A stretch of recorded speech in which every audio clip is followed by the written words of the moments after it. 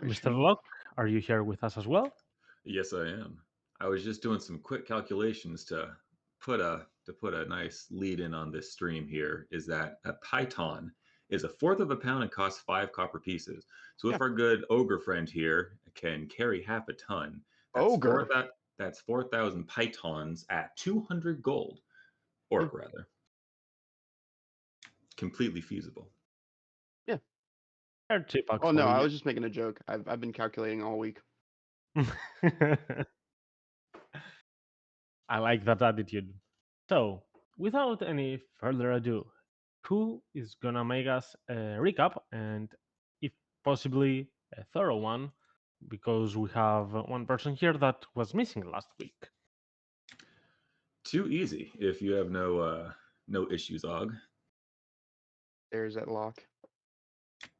All right. So to start our detailed recap for our missing sorcerer last session, we actually started with Shar fucking off in the morning. She was going to go haggle for some breaking down some Caladon corpses, as we had two from a couple days ago, seeing what she could get from the various bits and pieces of it, as well as acquainting herself with the local market in town. And as the rest of the 3/4 of the group headed out, we learned that it was the equinox celebration that was starting toward the end of that day. And a full town square with people milling about getting ready for it, as well as a big bonfire that was going to be lit toward the midnight. There was a flower seller going around selling sunflowers for the very, very, very low price of 1 gold per flower. And how could we not take advantage of a flower that would bring us luck, apparently? So we got one. And then after inquiring with some local guards, we found out that as it is a big fucking city, that two magic users coming in kind of go unnoticed if some people wouldn't know them already. But they threw the suggestion out that why don't we check the local library to see if we could find any information about them. So one of the guard captains had some, for lack of better words, library cards being made up for us so we can try to get some info on Tyrion's apprentices. And so, with the day free, and because we had a rough couple days previously, Ogvar led the group to an herbalism shop. And after seeing a wide menagerie of other things, both legal and questionably legal, that he had in stock, including a love potion, he bought one healing potion, keeping it safe. Afterward, Ogvar and Juniper went ahead to the local mage tower that they saw, trying to take up some time that while their library cards are being made, going over there to ask if they know of Tyrion's apprentices themselves. As they went off to it, Locke went back and did Locke things, which is buy drugs, needing them later. And so eventually meeting up at the Mage Tower, they met with a elder dwarf, a sage Neston Emberhelm. Yes, I can write.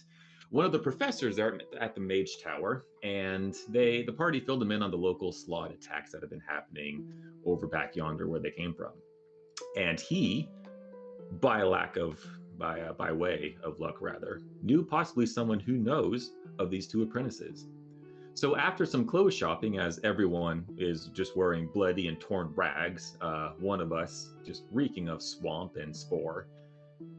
After that, got some cool clothes and then went over to the library, but not before Ogbar requisitioned a mask for that equinox celebration happening later in the day, with the intent of wearing it for that specific time, but it's gonna take 6 days to make, so he'll get it eventually for other things. Anywho's, going back to the library, got their library cards, and while we were getting them from the inn, Shar actually came up and given us her updates as to where she checked out the market. She was able to sell the Commandant parts in 3 batches: the poison glands, the sleep glands, and then the rest of the bodies for taxidermy or what the fuck ever, met with varying levels of success. So, heading off to the library, they met up with Elmerhelm and a person named Marlos, the person who met the two apprentices earlier, or so he says. So, they spent the time researching, the two students rather, were researching time, more specifically the study of chronergy, as well as searching for the myth of the Heliocaste, which is apparently a sphinx said to be atop the largest mountain of the Solar Peak Mountains. So from there, Ogvar and Juniper researched this Heliocaste legend, finding that it was to be more than just a myth. It had some root in reality. The Sphinx puts people through some sort of trial to see if they're capable of receiving some interesting rewards hereunto unknown. But a point of contention, humanoids alone have not seemed to be able to find the Sphinx. They need some sort of help. Moving off from there, on the highest peak, there is also apparently some hot springs to visit. And going up along the mountain, as well as some rare minerals, which, of course, piqued Shar's interest. However, Ogvar, being the personable and charismatic person that he is, kind of saw Marlos as sus, to use a term that all the local kids use. And so, at the quest, Locke followed him to see if anything was going on. Locke turned invisible with a nat 20 stealth and followed Marlos back to the way of the Mage Tower. He was socializing here and there, but at the gates, overheard him talking to another mage, saying, and I quote, "Today we sent another 3 to the Solar Peaks. Do you think we'll return? I'm not sure. It's for their own benefit, but I still feel like sending them on a wild goose chase." To which this individual replied, "They might be the ones. What's it to you after all?" What's that mean? We'll see. We're good at that kind of stuff. Later on, Shar shows up to the group in Town Square and talks about having worked to secure a bigger merchant future there in Ironhaven. Hey, always good to prep. And as the night wore on, a lot of character RP happened. Some people were trying to process some recent events and questioning the way forward. Other people got drunk and stoned, and then other people tried to help them all and gave some exposition as to, what their background was. And we kind of closed out the end of the Equinox celebration, all going back at individual points to the inn, some walking, others carried, before prepping for tomorrow's day. What do we need to get? How do we prepare? We'll find out, because tentatively later on in the afternoon, we have us a fucking mountain to climb. And that was what happened last time. I believe that, alongside with what I've sent you earlier these days, SAR should cover you. But if you have any questions, feel free to. So, the plan is that the next day you would be moving towards the Solar Peak. Well, at least at the mountain of it, because the Solar Peak is up high, which should take some time or perhaps a day of hiking to reach. Depends on how well the road and the pathways up there lead. But of course, you have the morning of the next day to buy anything that you might need, like Sar is already doing, as we can see in chat, and like I've informed you.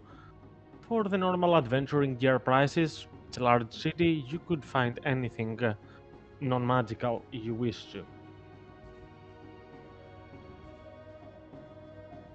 We did a lot.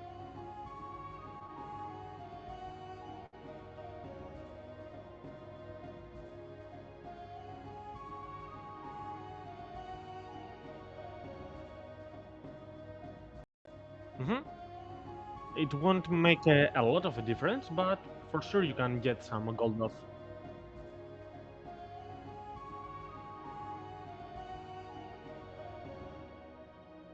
You know what? I will not say that it's a no, because it's a persuasion check for several of the shopping stuff that you're taking, but I will give you only very small discount as you try to bargain here and there with a few of close dealers. I can get it that you would get 2 GP off in total.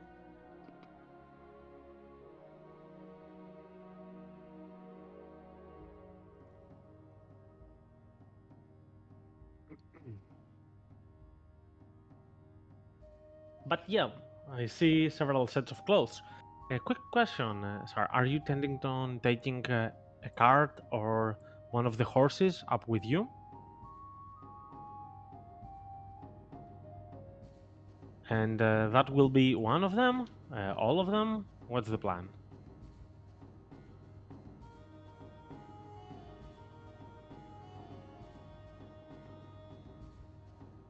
Mm-hmm. Okay. Just so I know. There is a big chance, as you did read and asked around to be informed, that halfway to the trip they won't be able to come any forward. However, there is a small thorp there that you could perhaps let them be safe. But at least you will have, let's say, a checkpoint halfway with them.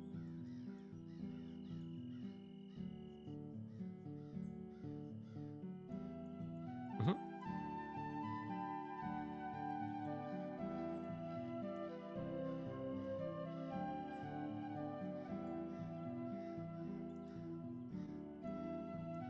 Yeah, that's reasonable.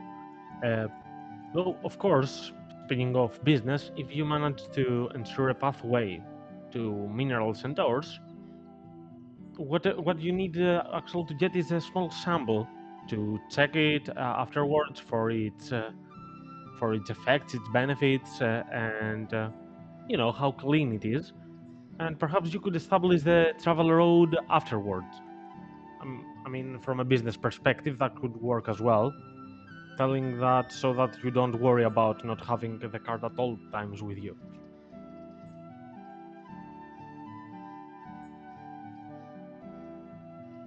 But yeah, so Locke Ogvar, anything else that you would like to buy? Yes. Well, Mm-hmm. first, Ogvar will ask around and see if any of the local, daredevils or just typical mountain goers that climb the mountain. Know if there are any rough spots where we might need to climb and how many of those there are. Okay, roll me an investigation check. You can roll it either with intelligence or with charisma if you wish, because you're asking people. It's up to you. Where did it go? There it is. Gosh, excuse me. All right, that's a decent check. So, from what you hear, a lot of people have went hiking. More of them during the past. There have been several years since they started not going. Not because there is a big change. Uh, there are some people that live in the mountains, but there are also a lot of hippogriffs. That's where this town gets them as well, which are kind of, you know, they are omnivorous and they are a bit savage on at times. They are attacking people sometimes, but on the climbing aspect, you will confirm what I've said to you earlier about not needing to climb at least until 8,000 feet, and afterwards there is a rough way that you should have climbing equipment on you, but that's at the last 2,000 feet or even less.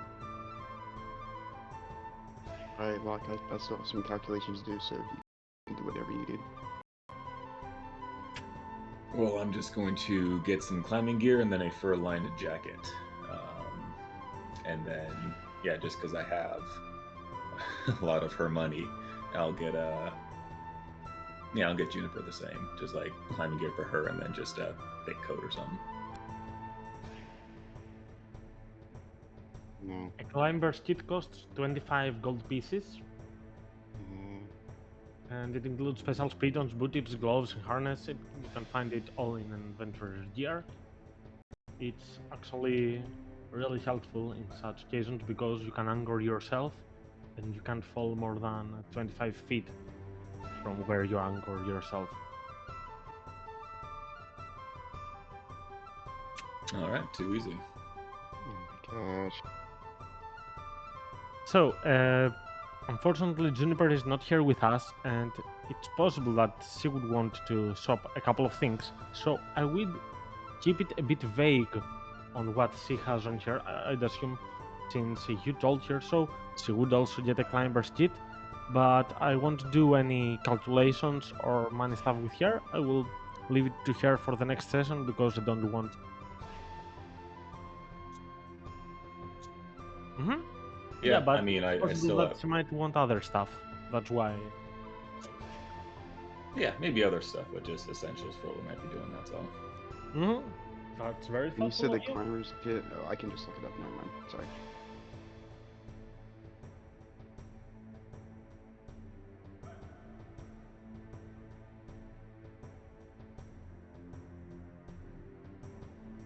Okay, you should also.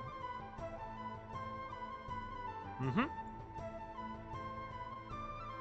Okay, you can roll me also an investigation check or a history check. You can roll it with charisma if you prefer it.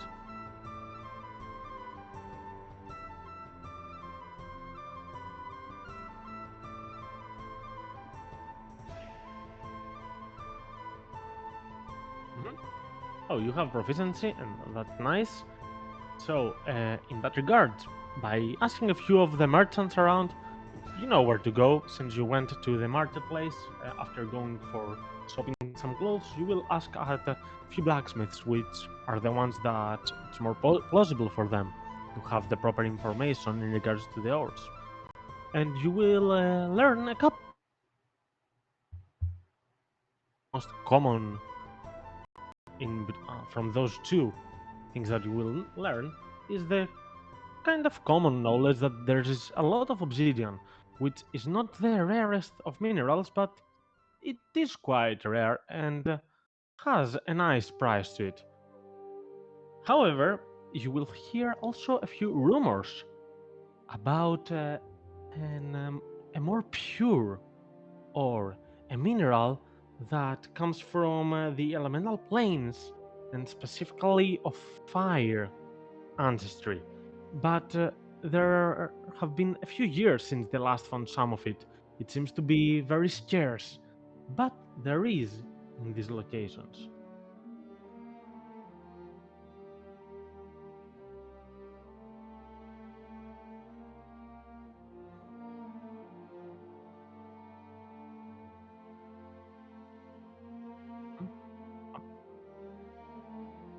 The name of the elemental ore, the fair one, is ignium. I'll write it in chat as well.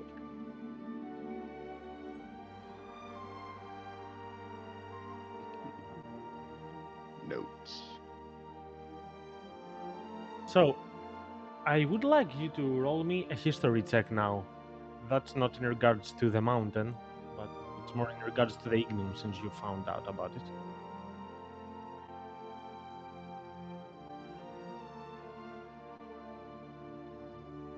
Okay, so you might not know a lot of stuff about ignium per se. You might not know about its properties other than, well, it's hot, it's fiery. But you kind of remember of one merchant that once found about a few ores of ignium, a few pounds, and he immediately went big. Seems like this thing, even in a few pounds of weight, costs a lot, holds a very hefty price. Make it. And I'm not talking adamantine prices, a lot more than that.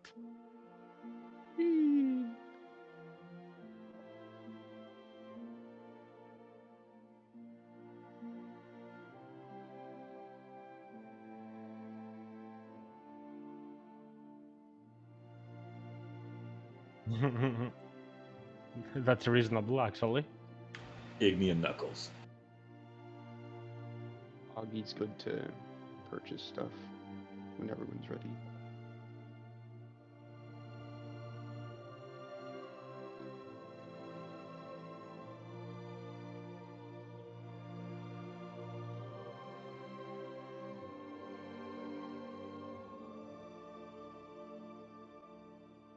Well, there do exist in the world. You can easily learn that, but not on the solar peak in specific, obviously.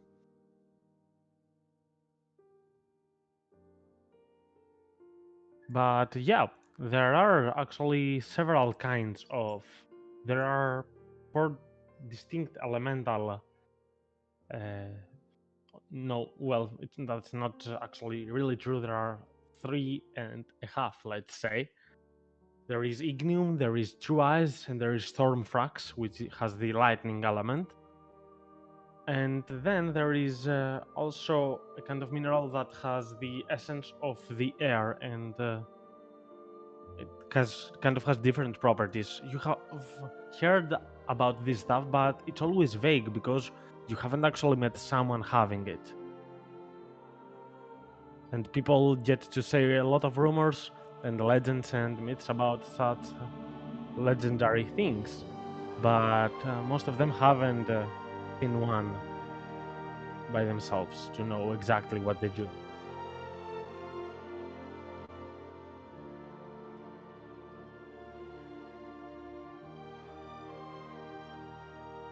Mhm. You can know if you're interested in that. So it is Ignium, as I said, the fire one, True Eyes, the elemental one, Stormfrax, the lightning, and Skybuff Amber is the air one. Let me write it.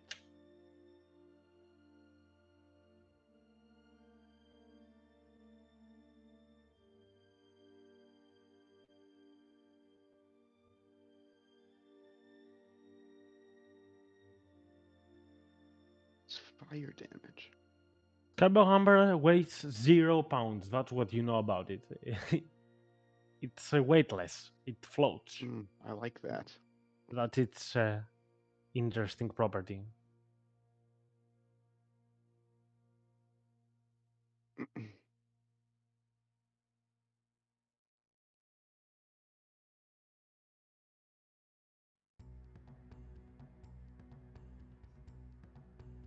Oh, kind of. Got attracted by some rope.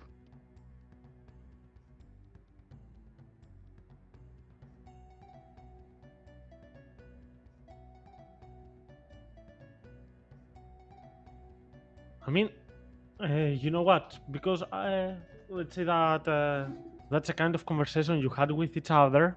Uh, Ogvar and not Locke. Ogvar, roll me a history check. All right. Let me pull it up. Sorry. Where are you? There you are. Oof. I know Interesting. things.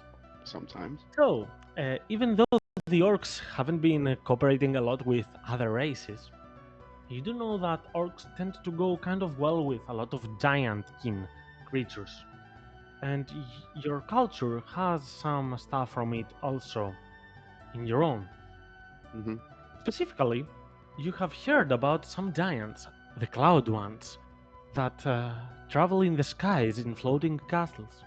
Such castles are made from that material. Pretty cool. Grab my note.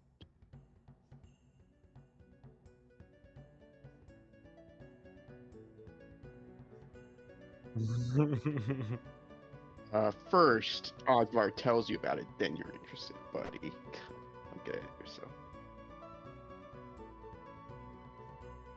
Yes.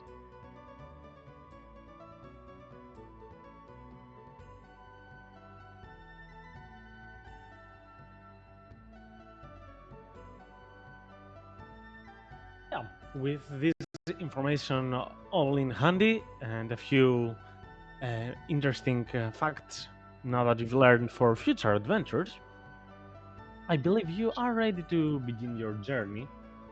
I got shopping. Sorry. Mhm. Before we leave, Ogvar will spend 48 and 48 gold and 5 silver to buy at base price 2 mining picks, 1 climbing gear, cold clothes, and 190 piton. All right, that sounds good to me. That's it. Thank you. In regards to the others, I can also check your character sheets, but since you updated on D&D Beyond, I can't see it well in game. I'll Yeah. tell you the PDF. It's good to know. Yeah, it's all right. And thus, your journey shall begin with Juniper carrying some of the stuff for you, your cart, of course, carrying the massive weight, and all 4 of you venturing on an adventure. Uh, it's an interesting attitude you all have right now, and especially Juniper is really happy to go to another place to visit and especially since that place is one of nature itself and not a city. Not that cities like cities, but yeah, she feels more at home while going outside, as this city, the city of the sun, will be left behind you. You will start your journey towards the Solar Peak. The Solar Peak is around 20 miles away from the city of Anarith, and you have started your journey during the afternoon, which means it will take you till the late evening to reach the base of the mountain, which is actually a very good point of the day to reach it, since you would like to sleep and begin hiking at early the next day so that the sun doesn't get you at its highest point. Though it is autumn, so it's not like you are gonna get sunburned or something. Pun intended for the solar peak stuff. But yeah, as your journey begins, you have all three horses. Am I right? Charles, Chuck, and Cheer. All right. So the draft horses will be making your journey a lot easier, with Char being the one that invested in such stuff, which are now helping you. And during your first day, as you are going and talking for some stuff, you will actually cross paths with another merchant. As you will see, himself having a draft horse as well and a cart while he is leading it, you will see a dwarf with a kind of a greedy look, with a pouch like a periapt hanging from his neck. Roll me a religion check if you wish, Sar.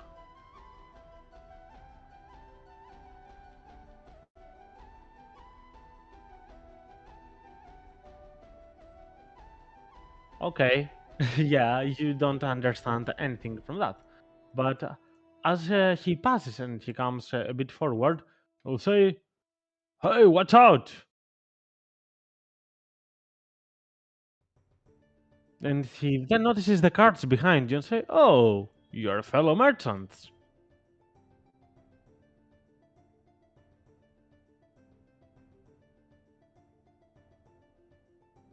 Good evening, then. My name is Emil Orbrand. Where are you heading exactly? Because this way it goes only to the mountains."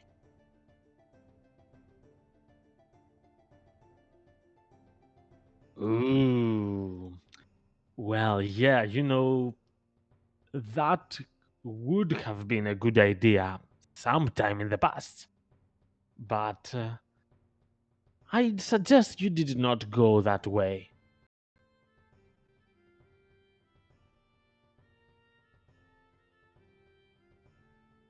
Well, people have known me to be a bit antagonizing at times, but I can tell you for sure that's not it. You can even see, and he will open a curtain right behind him to his cart, and you will, at first glance, notice that it is kind of empty. It doesn't have a lot of stuff inside. The few stuff he has are covered, though. See, things have changed. In the good, golden old days, it was different. We went to the mountains, we searched for some stuff, we traded with the locals, and we got what we wanted. We sold it in the city, and we made some bucks. Nice merchant work. Now, it's not the same. Friggin' giants. And not only them, they have a lot on their armies. It's just plain annoying. You can't make work. You can't converse with them. It's really bad.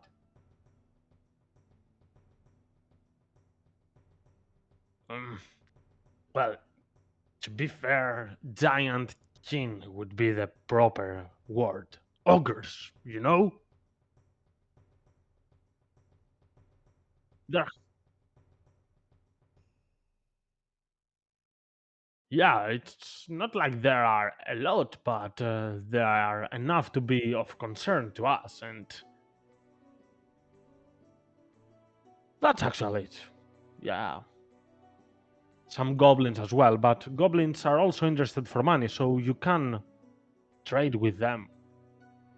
But now that there are the ogres right above them, that's kind of a problem.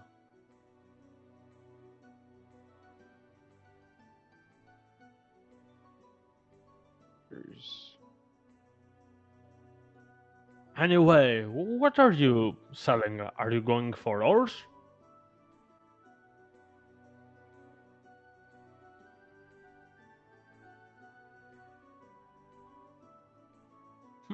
People, which ones? I do know the locals. I could guide you.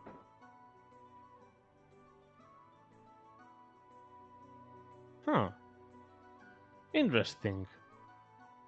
Very.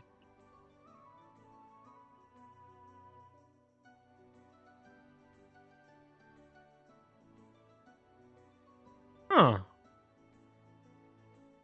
Whoever might be interested, feel free to roll me an insight check, because at that moment he makes a kind of interesting face.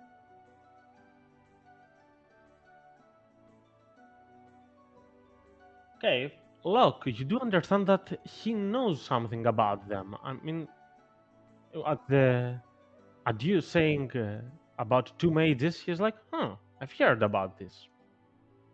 His face clearly says that.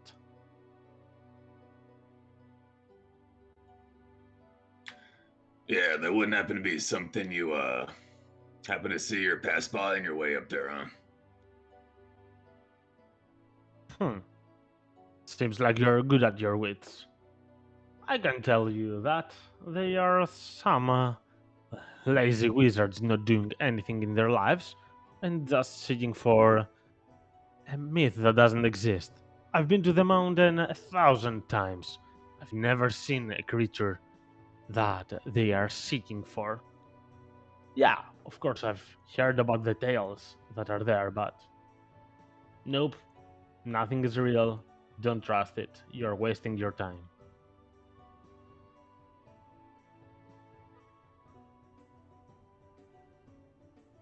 Well, good thing we're trying to find some lazy wizards and not some sort of myth. So good that you've seen them, I guess. Right. Wish you the best. I'll be on my way.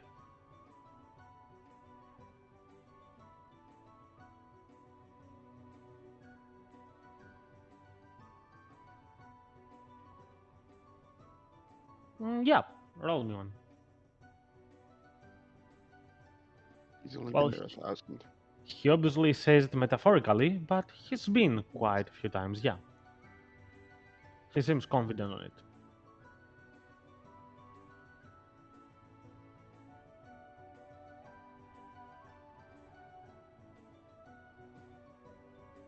My family has been selling ores since two two lineages ago, and that's what I'm going for. That's how we got our name as well.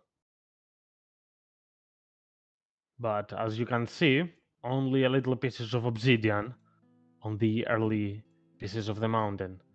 And to be honest, I won't be able to send any miners deeper than that.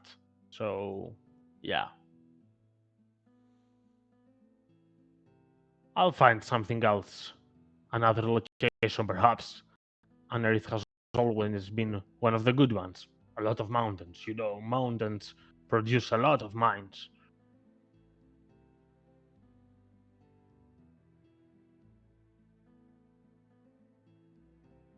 Safe travel.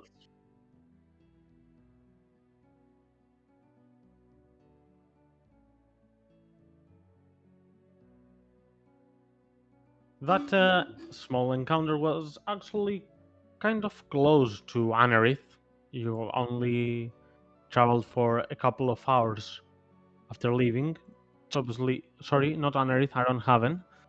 It means that he was traveling to Iron Heaven, of course, returning back. Yeah, you're in Anerith in general.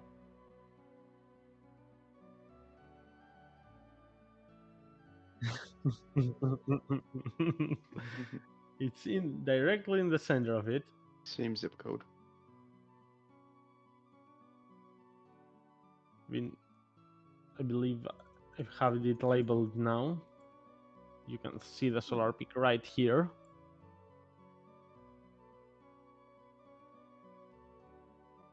Yeah. So, yeah, And as I said, it's around 20 to 30 miles till the beginning of the hiking, and a couple more upwards then. It's actually a tough hiking place to go, but one of the most rewarding ones. That's why they have the hot springs on top as well. It means also that this place also has some volcanic. It's not an active volcano or something, but it has some hot waters running around. And that will also be one of the next things you will see. As you're going a bit closer to the mountain, it's late afternoon right now, you will notice some streams going down in the form of small rivers, or kind of bigger at some places. And for one moment, you will see Juniper going right next to the springs, and she will drink a bit of the water and say, that's weird. It's not cold at all. It's actually pretty warm."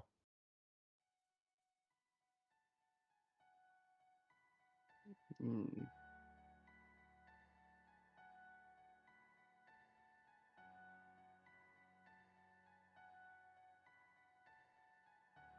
She will be a bit enthusiastic at the sound of hot springs, and she remembers that. And she will say that she hasn't been to one before as well, but she's really interested. "Will you take me, Ogvar? Will you take me?" uh, That's the quest now. She hijacked the quest.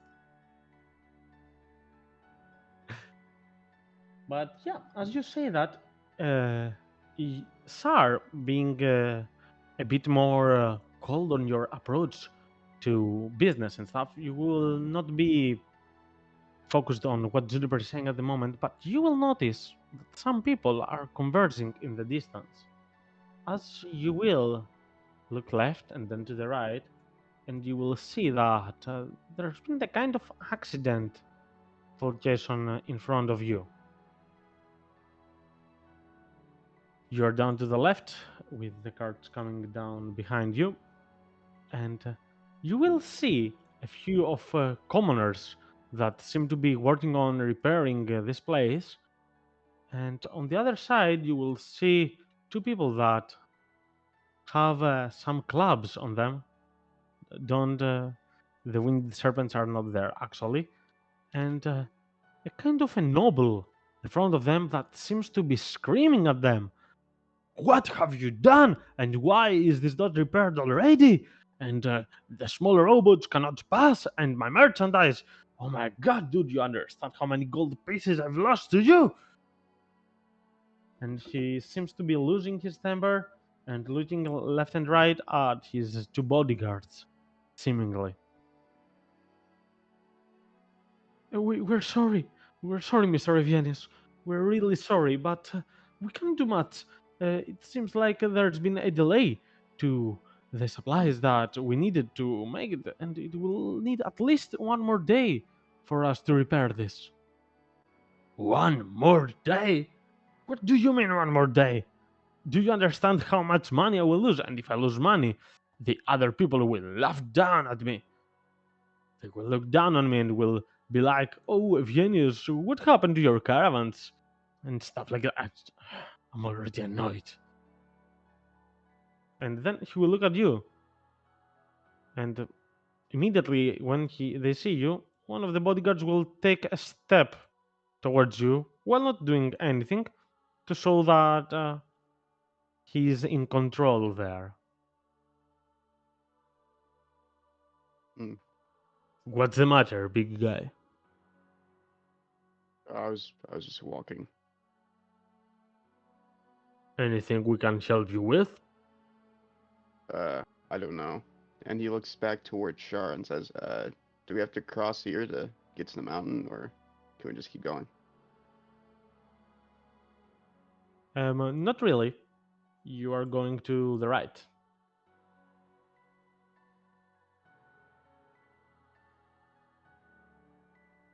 That crossing leads north of here, north of Iron Heaven, towards Ansai, Ransend, and the other cities of the north. Ghost. I mean, you are with a you are with a cart, and aren't you locals?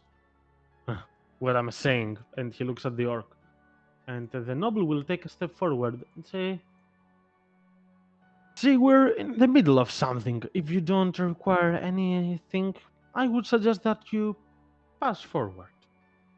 It would be better for everyone, right?" And he winks at you.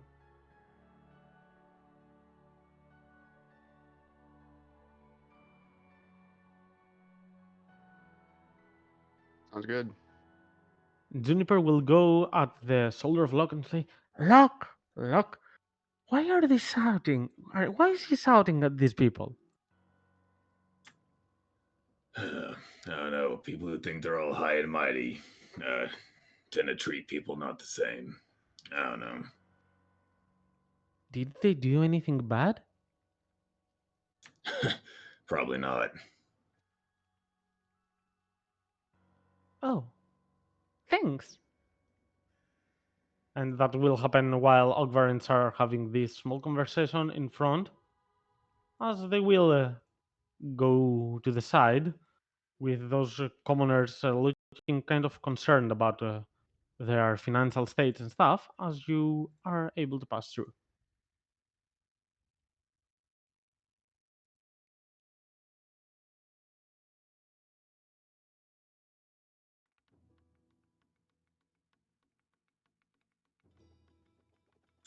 Well, say what you will. It's eventful, but no ogre so far.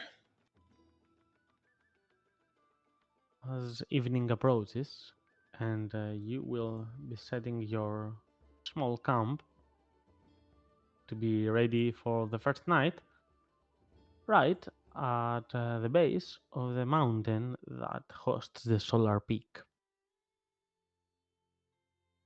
Small comfort with your carts, and there is a Thorpe really nearby, in 1 to 2 hours distance from here, with perhaps some stables and some safety places.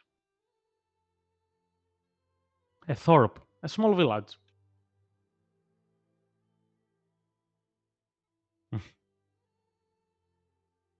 Yeah, a very small village. It has around 20 to 30 residents. It's nothing of importance, but since people go hiking there, there are some stables that they can leave their horses, and some safe place, some safekeeping in general. An inn perhaps, but you won't require it. You're staying here for the night since you began your journey a bit later than expected, since you had to do shopping. But yeah, tomorrow the hiking will begin, and with it, your quest as you are seeking the mages. Juniper, while sitting at the campfire, will ask the rest of you, saying, "Do you believe in the myth of Iliocasti? I mean,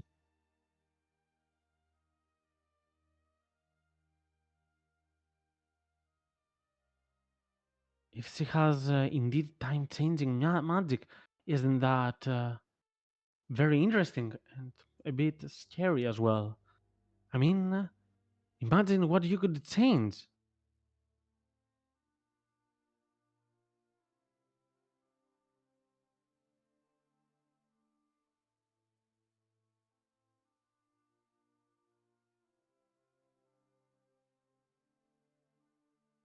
Yeah, but then isn't time travel, pointless if you can't change it? Then what does it even mean?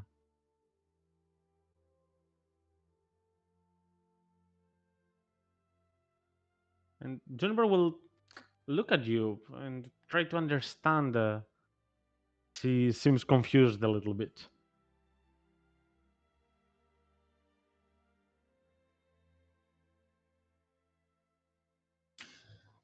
Oh, I think it's one of those things where you can have all the intent to do something good about it, but you don't know what that could affect.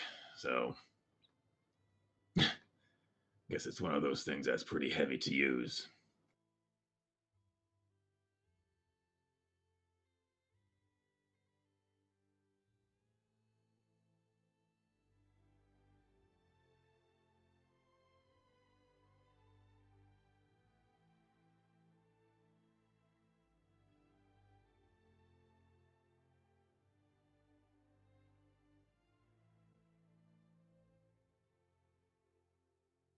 And it does make you think, though, that if someone actually had that ability, that things would be a lot more fucked up, maybe. I don't know.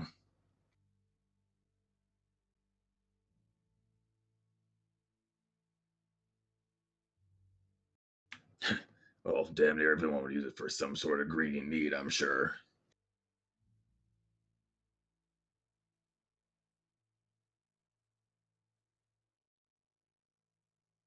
Well, I guess that's kind of an offshoot from what we're doing anyway. Finding to lay about wizards trying to find the same thing. Yeah, let's just find the wizards first. Make sure they don't get there. Hopefully.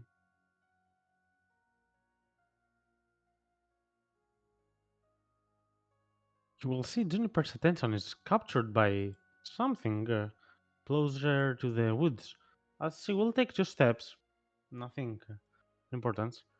And as you start looking towards she's looking, you will see a hawk that has intense red eyes. It's a small one, and as it takes you, Juniper will kind of say hi in her own druidic way towards the hawk. That as it watches you, it will fly further away from you, but it's still staring a little bit at you.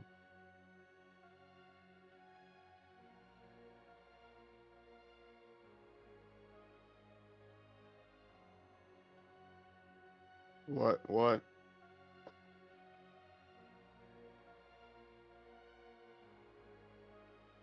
Oh, I didn't see it. What matters is what's on the inside. And It's that's extremely big for a hawk. I mean, it's not tiny, it's small. It's yeah, and it has some crimson feathers on it. Juniper will roll a nature check. Let me roll it.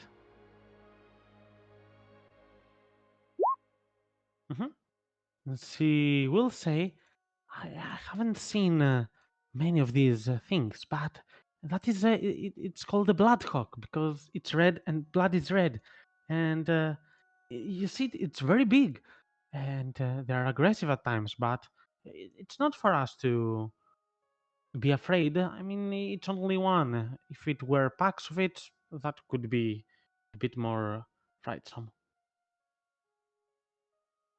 A bird in the woods, that is fucking unique.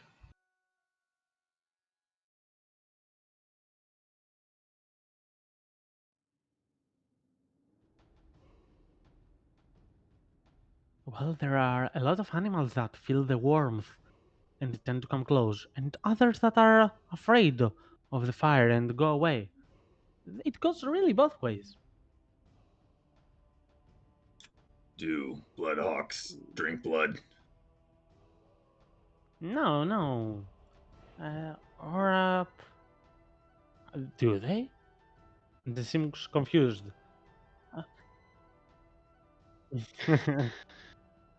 Say no. I believe it's just a name because they are reddish. Their feathers and their eyes. I don't believe they do. Oh, But she dumb still looks name. at Locke, and she is concerned about the chance that they might do.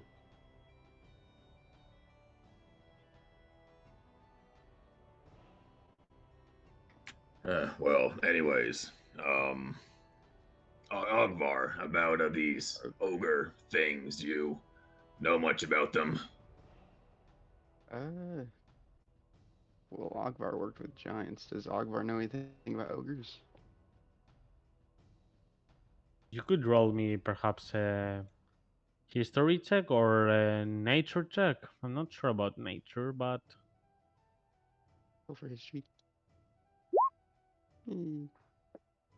okay, you do know that ogres are giantkin, which means that they are not true giants, but they originate from giants, in a sense. They are half giants in a sense. They are large in size, and they are quite simple-minded in their thinking.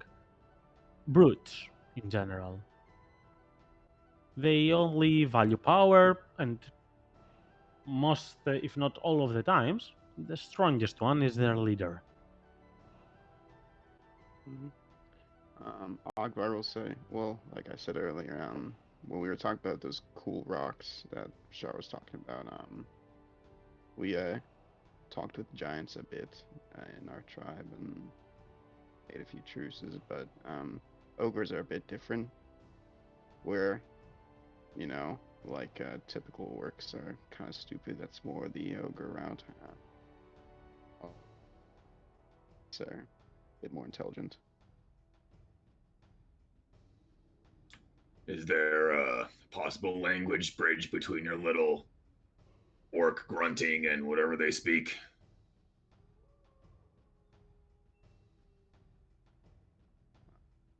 Ogvar will give him a narrow eye look for a second and say, yeah, there is, and I don't speak it. But in case you forgot, I have this thing, and he'll show him the cool purple rock that the Gith gave him.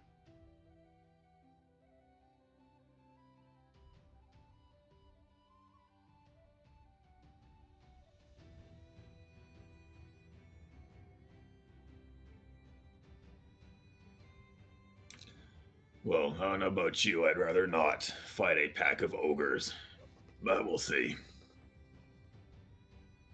Mm. Worst comes to worst, if they find out that we're a bit stronger, they might run away. I only have to take down one of them. Their survival instincts might kick in.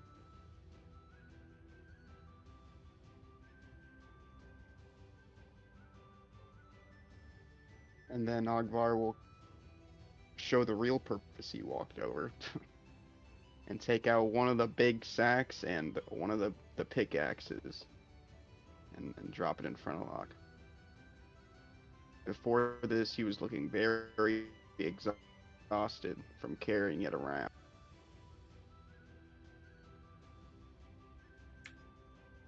You know.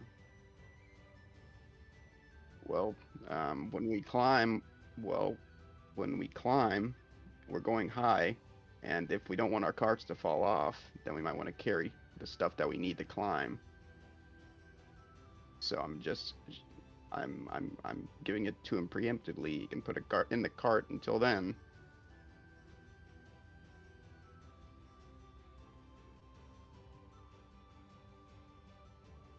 And what he gives Locke is a large sack of 100 pitons and one mining pickaxe. Which one sack of 100 pitons is 25 pounds. And the mining pickaxe is 10. Right? Hang on. Let me check so I don't kill you. Yes. That is if Locke decides to even pick it up, so. How many pitons did you actually get? Well, I had 10 at the start and I bought 190. Okay, so that means 200, Yes. which means 50 pounds of pitons in total, right? Yes, sure. So I gave him half. The ogres is what we're worried about. No orcs. Else the language wouldn't be a problem.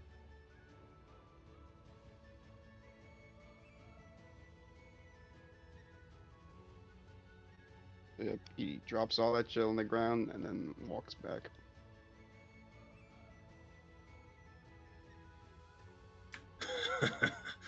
Yeah, no problem, big guy.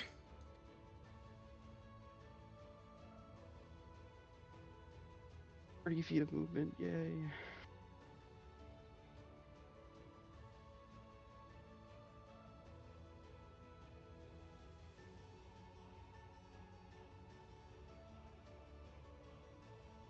Yes.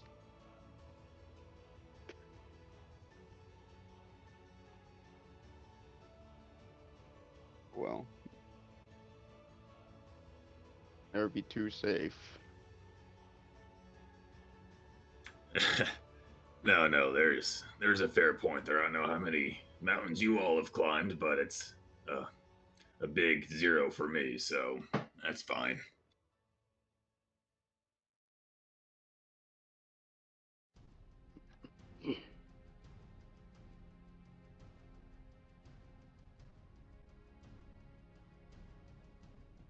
Yep.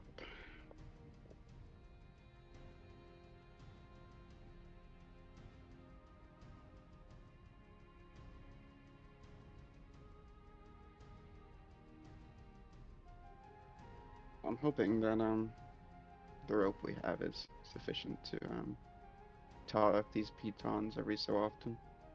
So then it'll be a bit like that then.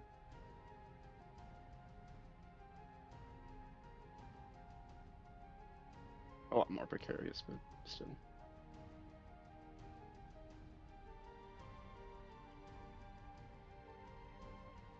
You mean Croc?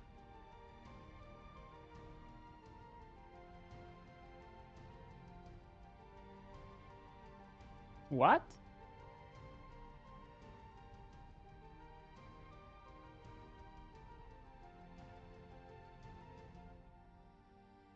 Oh, sorry. I did not understand for a moment. I was actually not sure if you're fine or not. Hey, you, come here. Here.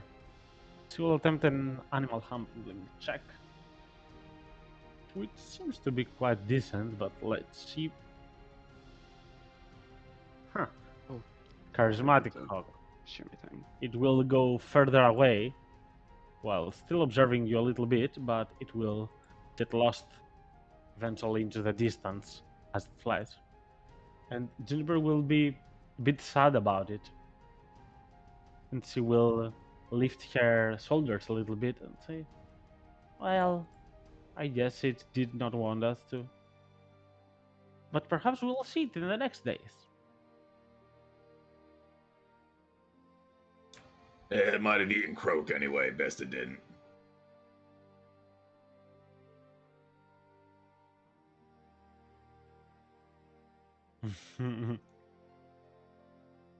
Croc is a fraud.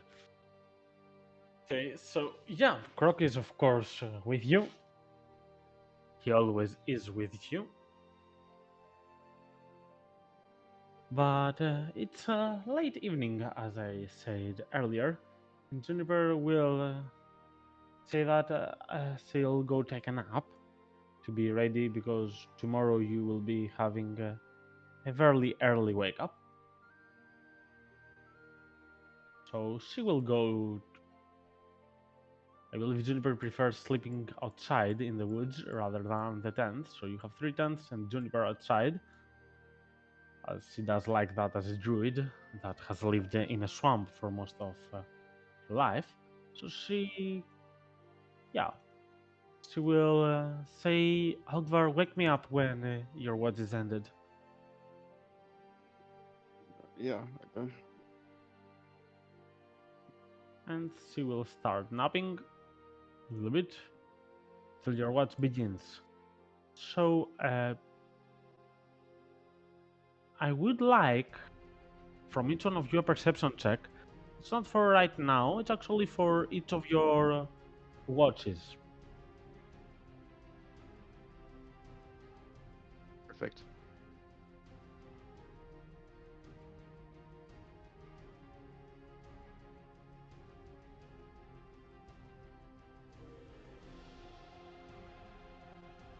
Well, Juniper, Alright. it was fun while it lasted. So, both Locke and Tsar, let's say that you had the third was Star and the fourth one was Locks. So the moment you go to wake up a Lock, you will notice in the distance a kind of large creature that is probably sleeping. So you will see a hippogriff in the distance. He's asleep. And as you say, Lock, you will notice it and he will go silent a little bit. It seems that it has been enjoying the warmth of the fire, and that's why it was close by, and it fell asleep while you did not notice it.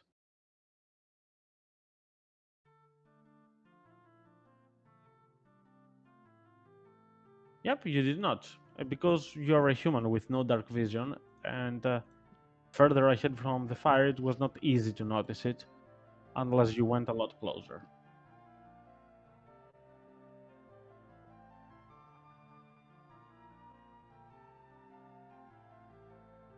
Yeah, you will notice a hippogriff close to you.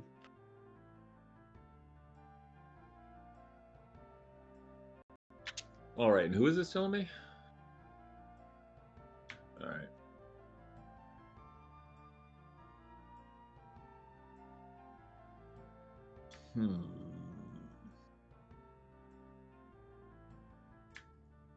Well, after seeing that, I'm going to slowly make my way over to Juniper, circumnavigating the campfire away from it.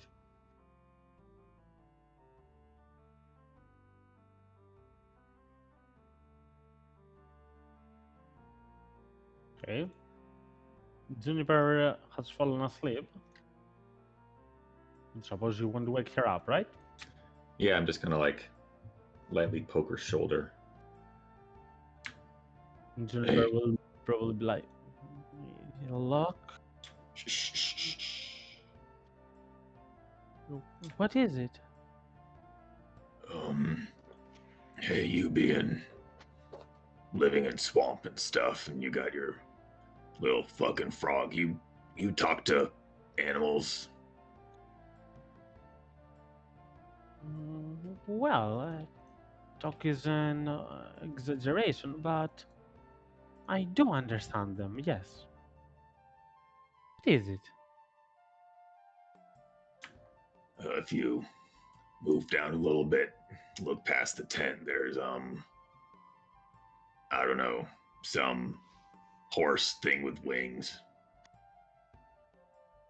Like the ones at the city? If you saw some there, sure. I did, I told you about it, but you did not believe me. No, it's not. No, that's not that. Not the point. No.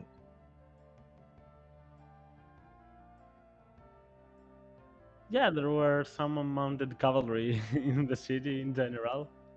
Flying ones. And we gotta like, fucking scale a mountain.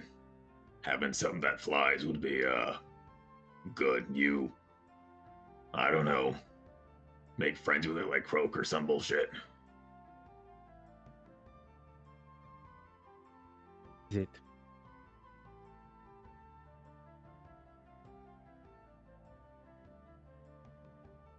What was that? Where is it? Oh yeah, just come over here a little bit. You got the tent between you. Come down a little and look over there. Hey, that's amazing. It's so close to us. But what if it doesn't want to be disturbed? Then it pisses off. I don't know.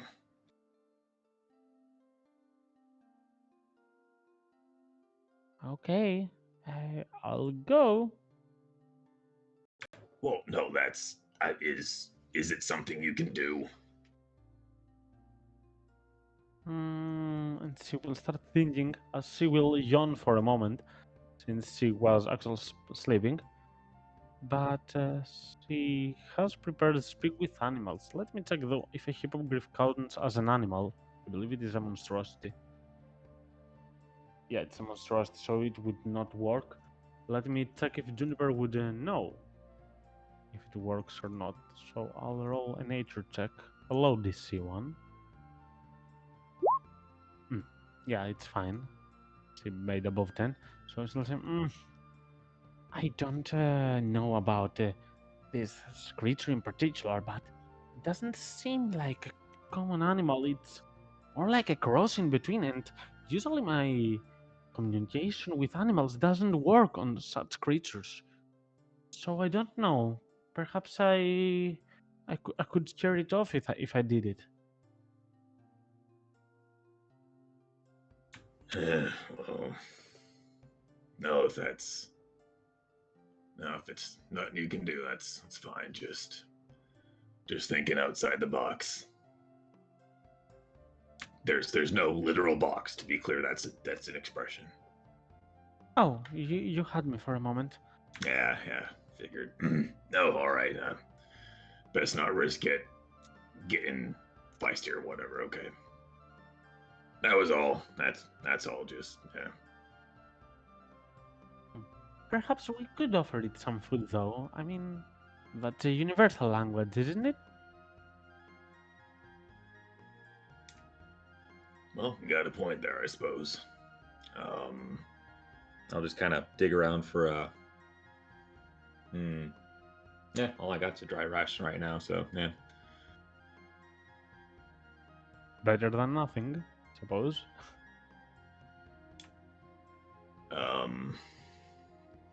Well, just in case it I don't know, attacks with that beak, I'll you just kind of stay behind, and if it gets all rowdy, try talking to it. I don't fucking know.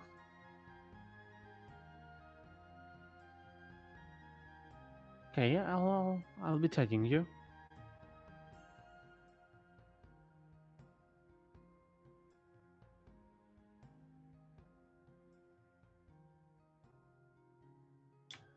All right.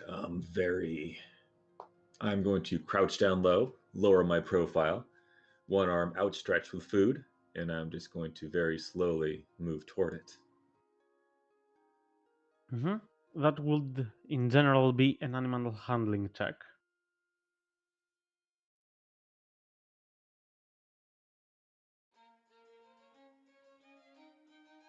Okay, you will not wake it up for the moment. It will, and as you come closer, you will see it opening his eye, and it will not assume any combat stance or something, as it sees you approaching something close to a friend, but it will turn its neck towards your position. Very slowly, I be inching.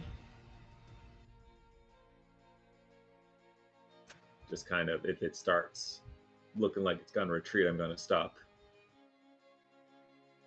It will take one small step back as it tries to understand what you're doing exactly, and then it will notice, being very perceiveful, it will notice the food that you have in your hand and then take one step forward. It would like a second animal handling check.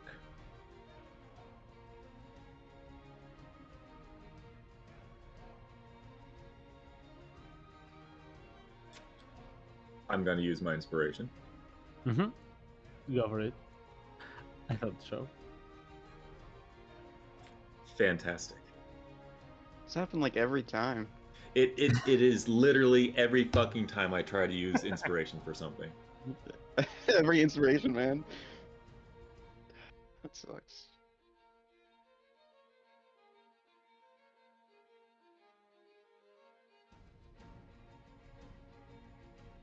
I know that luck is amazing. You don't have to point it out. Never tell me the chances. I did already know that. The odds with her. But yeah, the luck, you will for one moment stumble in a small branch in front of you, and that will kind of scare the hippogriff as he will flap his wings. He will come to you and he will bite off your hand the rations that you have and will attempt to fly away. Opportunity attack. No, I'm not fucking doing that. You can, but yeah, I suppose you wouldn't. No, Juniper will say, damn it. And the hippogriff will fly further away until you lose him into the night. Ah, fuck. I just kind of shake my hand. Well.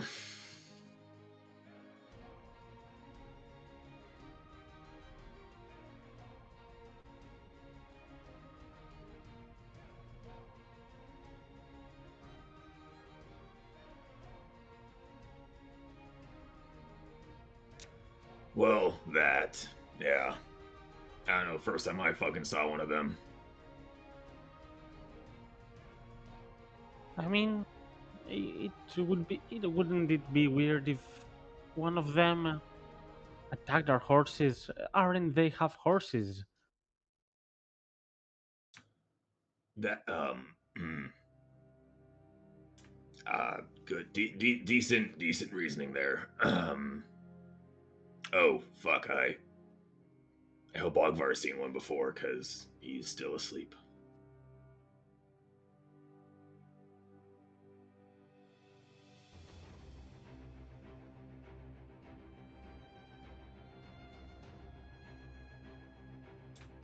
Yeah.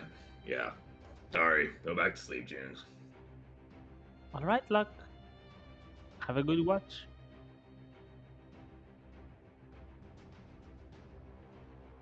And the rest of the night will go like that. Nothing of an occurrence going on anymore. As at the next morning, you will start your journey upwards once more. Before that, you will visit a small village, which because it has only 20 to 30 residents, I've decided not to give it a name or something. It's literally a very small village, just a small inn with 3 beds and a stable, and some people that make bread for life. And you will be able to make a deal with the locals so that you can stable the animals there. Are actually very friendly. The costs will be at the minimum. You will pay after you come back at the price of some copper pieces per day, which is extremely low. 5 copper per day, but after your turn, so that you know how many days it will be. And you will start climbing up, hiking up further high. As you will notice going forward, that there are actually several bloodhawks in these mountains. And now that it is day, you can clearly see them, and they are actually going on in flocks of them. As you try to reach further in the uppermost heights, you will at one moment see another hippogriff. But the hippogriff won't be the strangest part that you see, even though it's the first one you see that close during daytime. And now you can really understand how they look, as you do notice the back part of them has hooves like that of a horse, and the front part looks like that of a griffin. It's really a spectacular species, but the one thing that is getting your attention right now is not that exactly. But to your right, as you are right here, to the right of the road, in between some more, it gets a bit more tense in there. It's dark. The shade is fading down, or something that looks like a figurine, small altar. You cannot understand from the distance.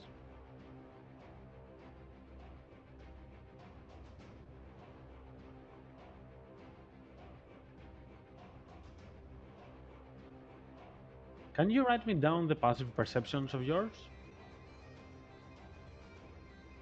Absolutely.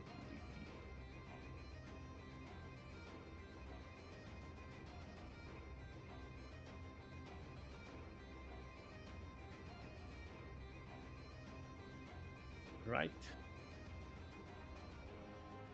And I have Juniper's ones, so I'm completely covered. She has a 15. Right, for sure.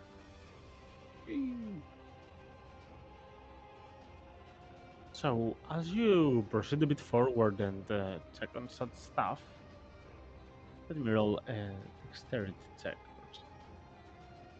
So Tar, you will not notice it, but Jules will say, "Look out!" And at that moment, you will see a snake very close to you that seems to actually be afraid of you all, but it's hiding right here at the branch of the tree.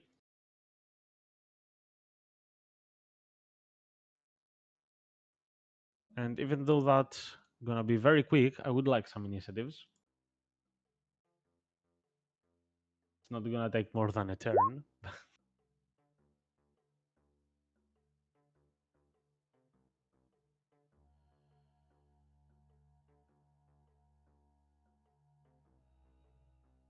Mm-hmm. Oh my gosh, I wasn't. Oh my gosh, I'm a fool. It's okay. I added your turn on a 13, which is actually more than the snake. As Sar not being one to perceive the snake, you will step really close to it, and that will make it a bit scared on an aggressive slash defensive mode.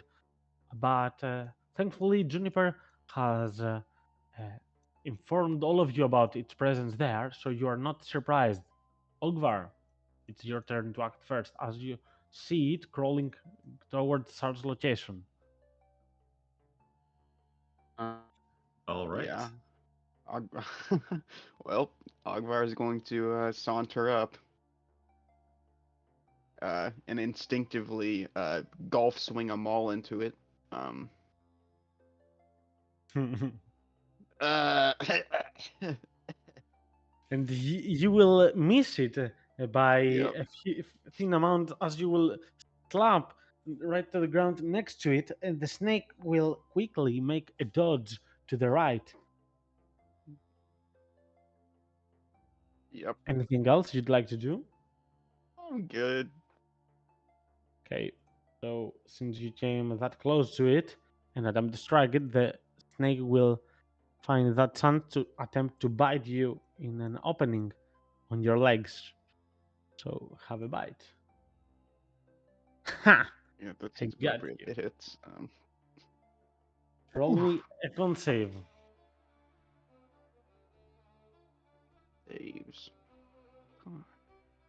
Man, I'm really sucking it right now. Which means you will take one piercing point of damage and 4 points of poison as it will take its fang outside of your body. And immediately, as it understands that this was not enough to make you fall down, the snake will start running in an attempt to flee. You can have an opportunity attack if you wish. Oh yeah, I have those. You know what? It was attacking out of necessity, so I'm not gonna do that. Mm-hmm. Okay, I'll give one turn to everyone if they want to react as it is running away. Yeah, it's possible that a commoner dies from a poisonous bite, so it's very possible if they fail the concept. Locke, anything you'd like to do? I'm going to walk up next to Ogvar. Was that really necessary? I mean, it was gonna. You saw it. It was gonna bite Char. Yeah, you pull her back. You whatever. Oh yeah, I'm sure the snake would have pulled back after I pulled her back in. That's my turn. Mm-hmm. Tsar?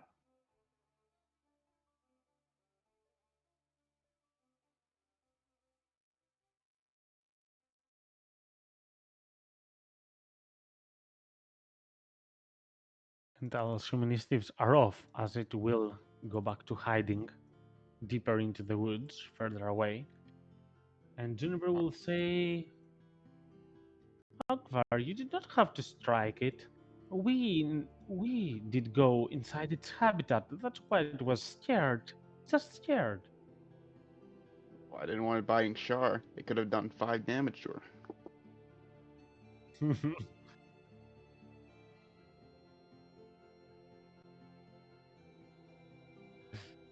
Fair enough. Yeah.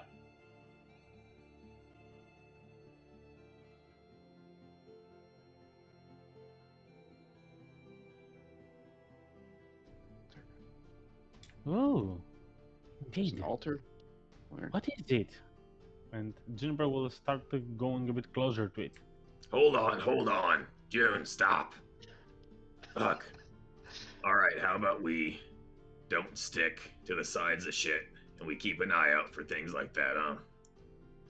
I mean, I doubt ogres have the stealth skill of a snake, but let's be fucking careful, huh? Yeah, we have been attacked by about 5 different things after going out on our own. Maybe we should stick together a bit. And Juniper will respond saying, Look, I was the one that noticed the snake. You don't have to worry about me. I'm at home here. Well, it's not like my swamp, but it's actually a bit close to it. Compared to the city?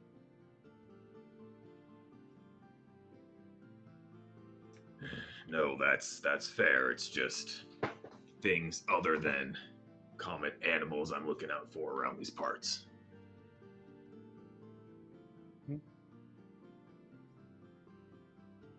The hippogriff seems to be watching you, not with the look that a predator has while looking at prey. You can understand that since you are 4, he would not attack you. Question: is this place like significantly darker? Or is that just the plants being darker? It's yeah, it's the shadow. Yeah. Okay. Um. Like here, if you see, this is the shadow of the tree up here. It's not like the Alright. plants are getting darker or something. All right. Well, Ogvar will take out his little crystal and lighten the place up a bit so you can see a bit better. Of course, that will emit some light. Um, how much intelligence do you yeah. have? I have 15. I'm checking right now. It says it on my thingy. 10-foot radius of uh, bright and dim. Mhm. I mean, for a small crystal, that's kind of an intense light coming out of it. Yeah. A purplish inner light, as it says, that glows with it, will get your interest a lot because, as you did see it from the Gith earlier, it did not emit that much light. Hmm. Interesting. But yeah, as you proceed, Juniper will be a bit more careful, even though she feels all right here. She will get what Loki was meaning to tell her, so she will look left and right before proceeding. And as you go closer and look at it, you will see it looks like a square altar at its base. A small figurine, though, pops out while bigger. It seems like it's something that is curved like an ogre-like being, giant-like thingy, but it seems a lot ominous, dark, and it's a female figure actually. It's a female ogre.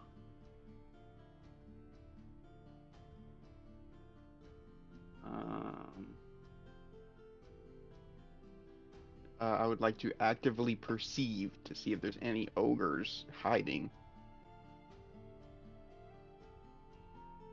Don't even roll me. You will use your action to do that, but to no avail, you will not find anything. Hmm. There's Doesn't no look like there's one any ogres hiding. over here, guys.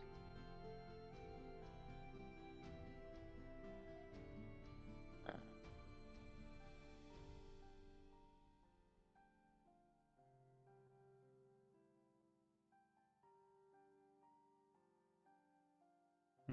Roll me. I cannot guarantee you will be able to find.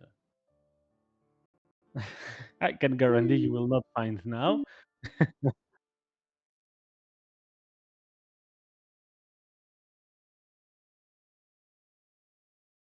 All right. Well, this was cool. Um. Yep.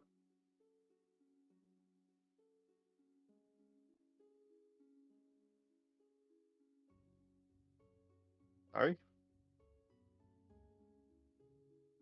Okay. I mean, you're the boss, dude. If you say it, I'm gonna do it, man.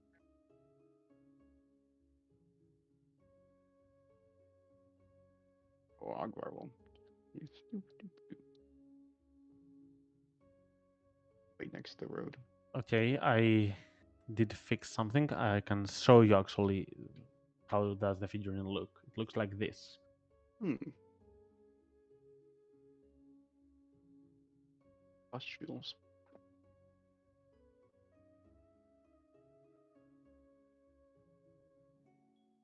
Mm.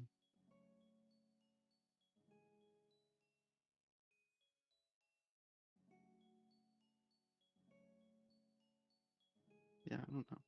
I wouldn't be able to decipher anything from that. Yep. Yep. He's just standing there now. That's it.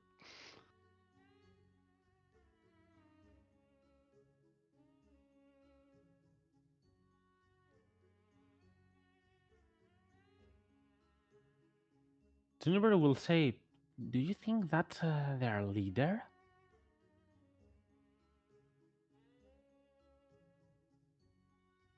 Uh, why not?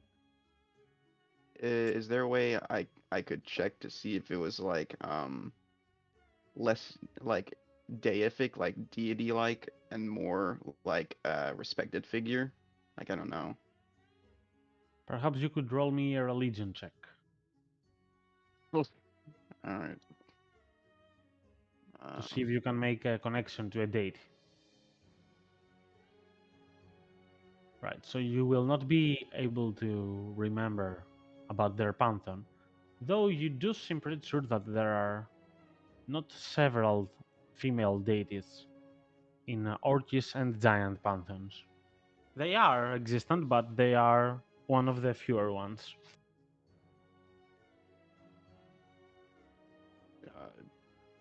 I don't know, Juniper.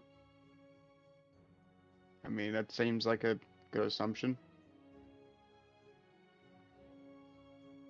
But it is a very nice statuette. I mean, are these giant people good carvers? Yeah.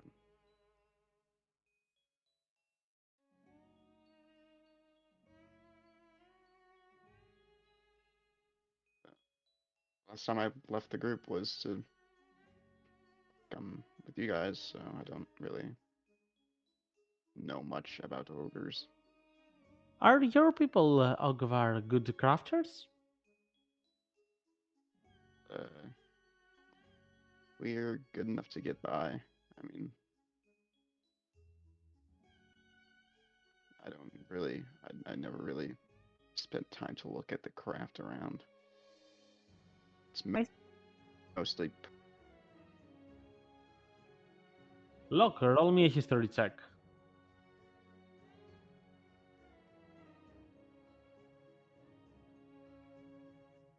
Okay, so you will, luckily for you, you will not know something on that part, but it would not be happy for you to know about it.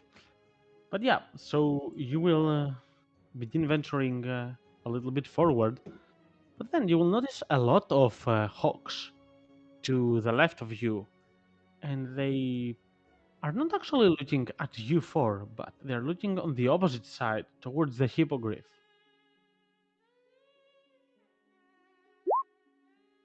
Seems like they are, some of them are flying around, like they're taking some positions to surround it. The hippogriff seems like he hasn't got any his attention yet to that.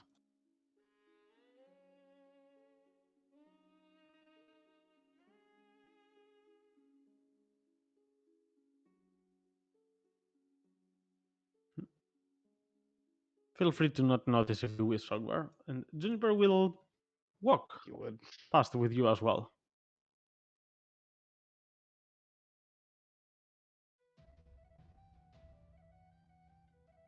And yeah, yet as you're passing through, you will hear the hawks. One of them starts flapping their wings, and then their second, the third, the fourth one, all of them at once, rushing towards the hippogriff. The hippogriff will just at that Shit, moment they're birds. will just understand at that moment what is going on, as he will start getting on his feet from the prone position and do an attempt to fly away. But that will be on initiative checks. Quick question, because I won't roll initiative if that's the case. Do you wish to intervene in some way or the other?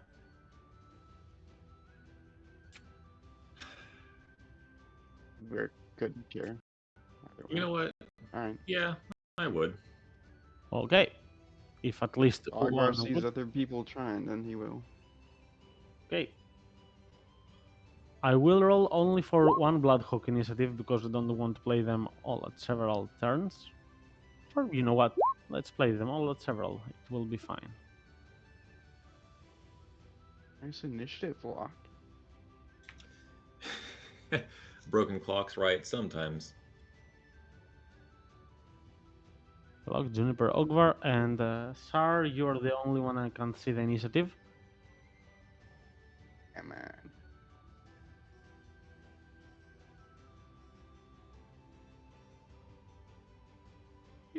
Alright. So it will be this Bloodhawk first.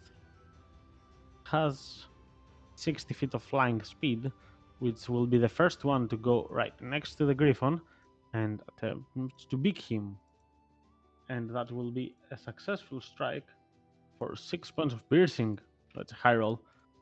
Being the first one to slam itself deep into the hippogriff's lower body, and she will make a scream in pain as he will attempt to retaliate at the Bloodhawk in front of him by making 2 attacks. First, he will try to claw it. I think that's a success. And this Bloodhawk will fall down. And as the others come closer to it, it will go that way as well and attempt to beak the other one, but to no avail as the Bloodhawk will immediately dodge it. And Sar, it's your turn to act if you wish.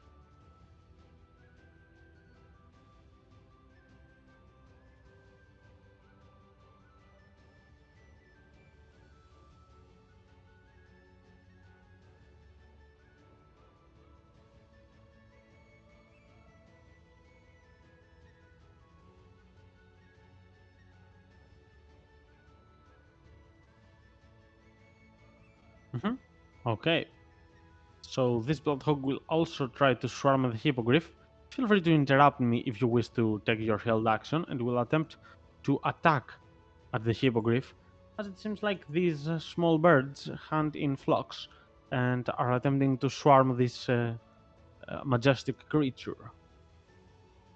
We'll go with a big attack once more. Another success for another 4 points of damage. Sorry. How far up high? I mean, it's about 25 to 30 feet. Oh, it's dying. Oh, that sucks. Yeah, it just allowed you to see its HP. It's exactly at half HP right now. And Locke, your turn to act. All right. Well, picking up a stone from the ground, I'm going to account for Pythagorean theorem and move here. Try to chuck a rock at one of them. What do you want to do from there? I'm gonna try to throw a stone that I picked up off the ground at one of the birds. Okay. Go for it. Roll me a strength saving throw. It's a strength with proficiency, that's why I'm asking that. Alright, that hits, which means you have +2. Which one are you aiming at? Oh, we will do this one. That was the correct answer, because it will fall down. The other one would live. But yeah, so Locke will immediately, without thinking much, he will look at one big rock at the ground and will aim at the Bloodhawk that swarmed first. And you will see it flapping its wings and falling down into the ground with a fall, making it go unconscious. And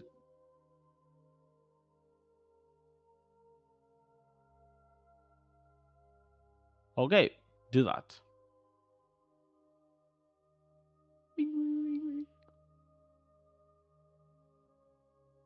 13 hits, and this creature will also be.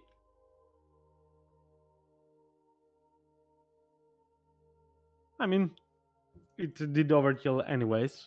So yeah, you will see it, and it will be then just hanging from the tree, stabbed right there. And Jones will take a small step, and remembering Locke's words from yesterday about the hippogriffs, he will attempt to heal him. He will use healing word once on him. And not the second level one, no the Hall of Spores, it's just 4 points of healing. And though the hippogriff doesn't understand exactly what happened, it understands the surge that this is coming. It will seem like he's checking Juniper for a moment. And Juniper, as an action, will attempt to make the hawks go away as she will try to sue at them with an animal handling check. Right? That could perhaps affect one of them. This one is dead. Which one is next? All right, this one is coming, and as it is coming, it will notice Juniper scalp down there that it is with the hippogriff, and it will turn backwards as it will make a dash action and walk in kind of a spherical motion, and it will sit further away. This one is dead, and Dogvar, it's your turn. Hey, here, guys. Ogvar will walk up next to Locke. Doop doop doop. And he'll take out one of his light hammers. Because apparently we're beating the shit out of these birds. And throw it at this one. Yep. Yep, and that's it it. does damage. Max Ooh. damage. Yeah, that is max damage Great indeed. with the light hammer. I always forget that light hammer is a thrown weapon. It's a very funny thrown weapon. You can become Thor, literally. So yeah, that's another Bloodhawk going down in front of the Hippogriff. Will now doesn't seem that much defenseless with all your assistance. Okay, and before I decide to use my action surge, does this Bloodhawk look perilous at all? Like, does he look like he's thinking about his life choices a bit more? Because it's on the same initiative, it seems like it's attacking. These all are happening quite at the same time. But perhaps after count 20 next initiative, they might be a lot more demoralized. I'm gonna smack it in the head, action surge. I don't want it attacking at all. Okay. 12 hits. Oh, 12 hits? Oh, okay. Yep. Let's see about damage. 7 is enough to Ignore knock the it crit. down once more, and it will fall down. Which means it will not be playing, and only one hawk would be remaining.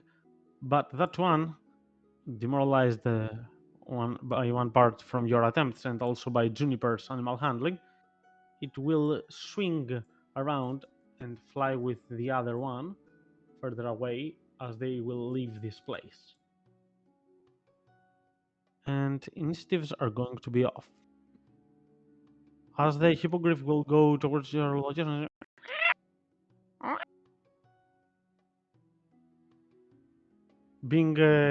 and he will go next to Juniper, going down. So he will step a bit back, and the hippogriff will present his beak to her, and will perhaps go and attempt to caress her for a moment. but that will last only for a moment, as it will immediately turn to the other side and will start eating one of the deceased Black Hawks.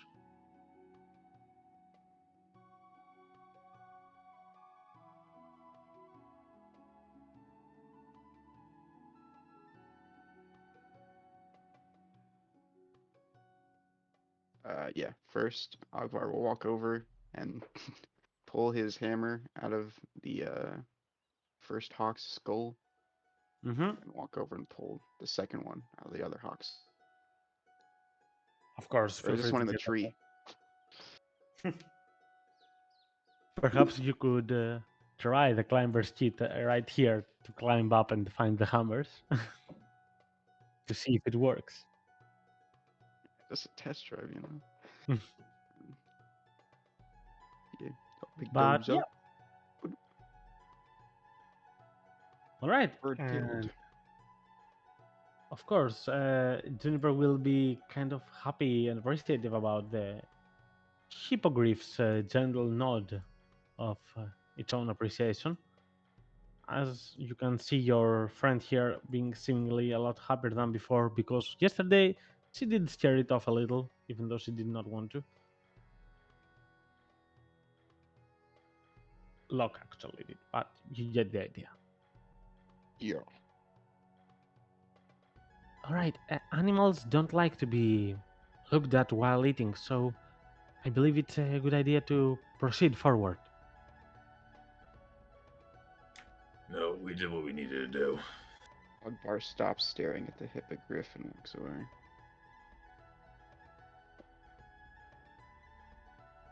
Right. Well,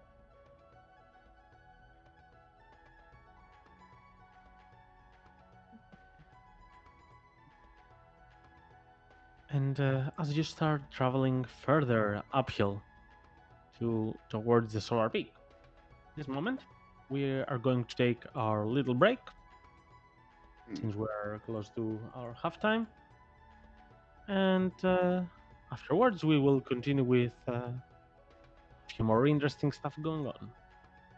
All right. wait. All right. All right. So I will be right back. Nice kills, guys. We got those birds. Well, Really showed them a lesson they won't forget.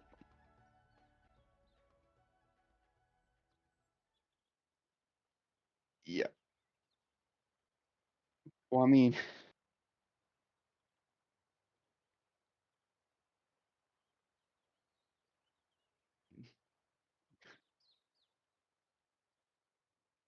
speaking from experience with my turtle warlock, swarms suck. So can't imagine being swarmed would be any better.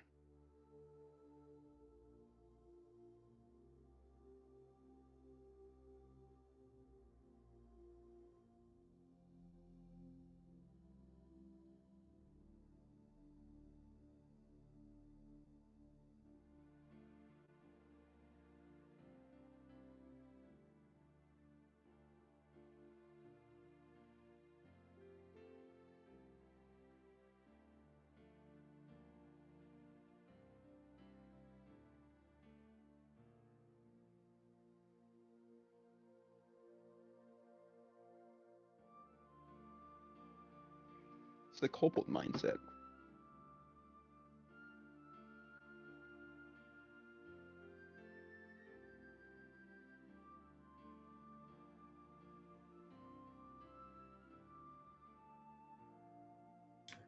well, I tells you, it's a working theory, but we were told we can't do stuff if we're all humanoid, so hoping this thing helped us out.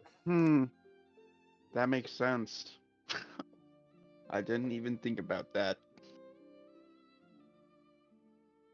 So one of the things that we learned at the library when Ogvar was researching is that pull my notes again. It was Ogvar totally remembered. it was put trials through, but humanoids alone have not seemed to be able to find the Sphinx. So this being a fucking bird thing, I don't know. work in theory. Hopefully, it pays off somehow. I'm wondering if that's like an actual, just like a rule that's like, no humanoids, or maybe it's just like a difficulty thing where like it's like hard to get to via climbing. Well, it's kind of half and half, honestly. No, it said humanoid specifically. That's a win-win. Void's the Either important part. either it can fly us up there if that's the case, or if it just wants other animal things to quote unquote vouch for us. I don't know. Figured we'd help it just to see. Yeah, if it was just humans, we would just throw you off the cliff. It's fine. But the humanoid part. I mean, you're looking for rocks up in this mountain, man. What do you want me? At the top of a mountain, you come across a humanoid-looking figure with a red face. Come across a diamond peak next. Nice.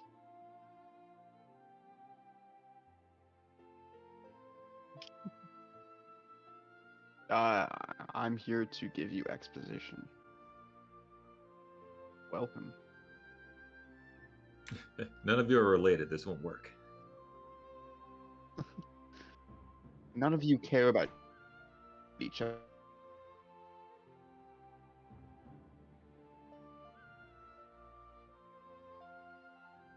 Yeah.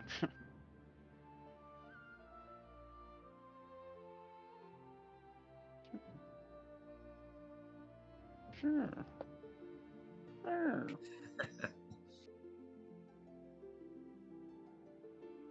I dropped. Listen here, I dropped at least 10 gold on pitons, man. Oh, shit. Don't tell me about sacrifice. Yeah. No. Yeah. Speaking of something I didn't recap was I spent a whole 5 gold for a vial of perfume last session. So some of us are making out like bandits over here. Money, dude. Ogvar's also saving up for a certain potion. Oh, really? Yeah. The filter, yes. It's useful. Hey man, Locke's getting drugs. Ogvar's gonna get something. Okay, wait, that's not it. Okay. No, forget it. Yeah. That's not what I meant. I think that was the point. Yeah. No. The point was I dropped 5 gold to get it because of because of Shari.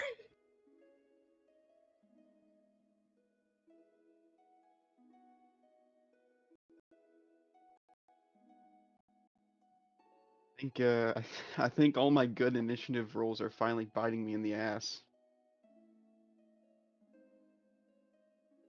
Yeah, basically. And I mean, at the end of the day, it's not my money, so it's Juniper's money. So you. Yeah, she's a pure soul like that. I tried giving her mine because whatever, and she just gave me all of hers. So I'm like, eh.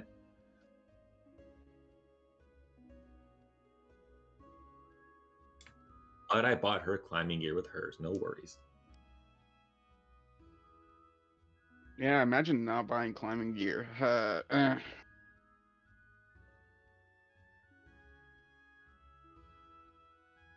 Looks in Char's direction. Yeah, we get into the base. We'll have like a flock of hippogriffs come down because we helped this one. And you'll just be muttering the whole time about, fucking 200 pounds worth of pitons. Counting his pitons. Just starting a collection, you know.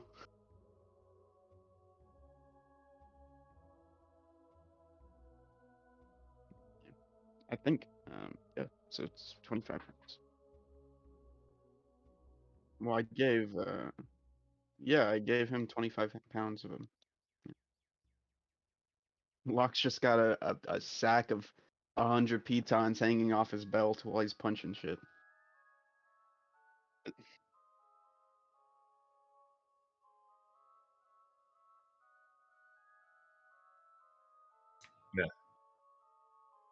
I'll use a sack of pointy pitons as like a homemade maul.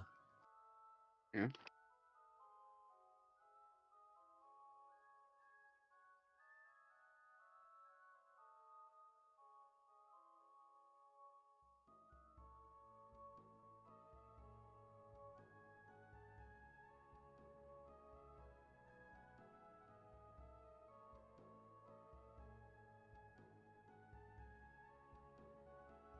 No, I could just be a definitely. normal person and like not do that. I was gonna say I saw one of those in Thailand, and they're like, "You want to try it?" I'm like, "Absolutely not." You could just be a person that lives to tell. Um,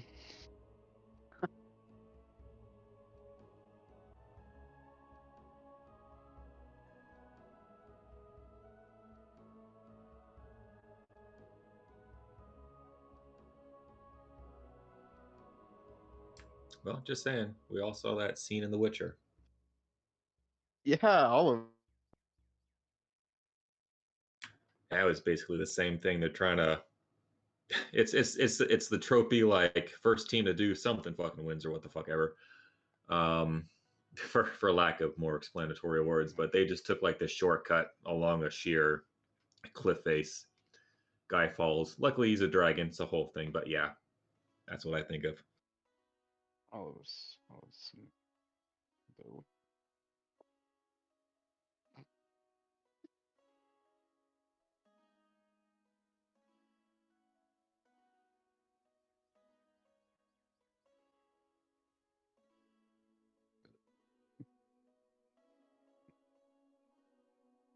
I just all I find is Minecraft tutorials. You know, it's a good thing Juniper wasn't on tonight because you making a Minecraft reference for something. And we're like, what? What's that? What's a Minecraft, fucking kids? Kids are there mining and crafting. Uh,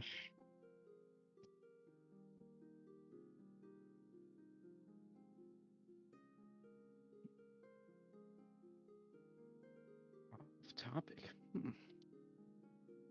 Yeah, I commissioned yet another art piece. I'll Yeah, never get to play them. I'm a do one at a time. I got Lock in the works. We'll see until after that.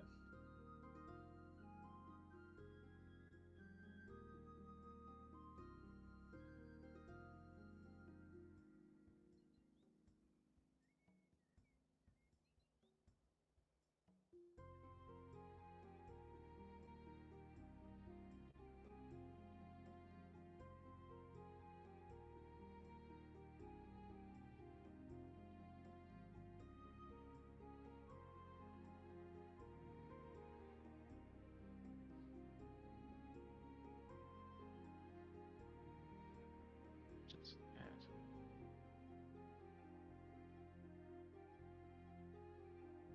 Oh, it's a save drift.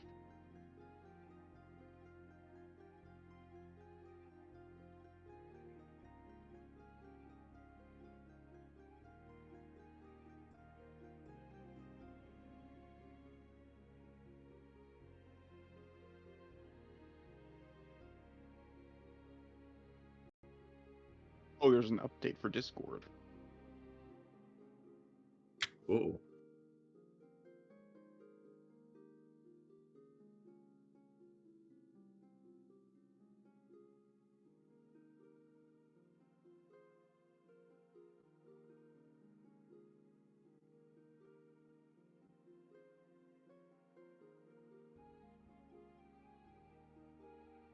Wow, so new and improved. Man, you sound deeper, more refined almost. Mhm. As you can see,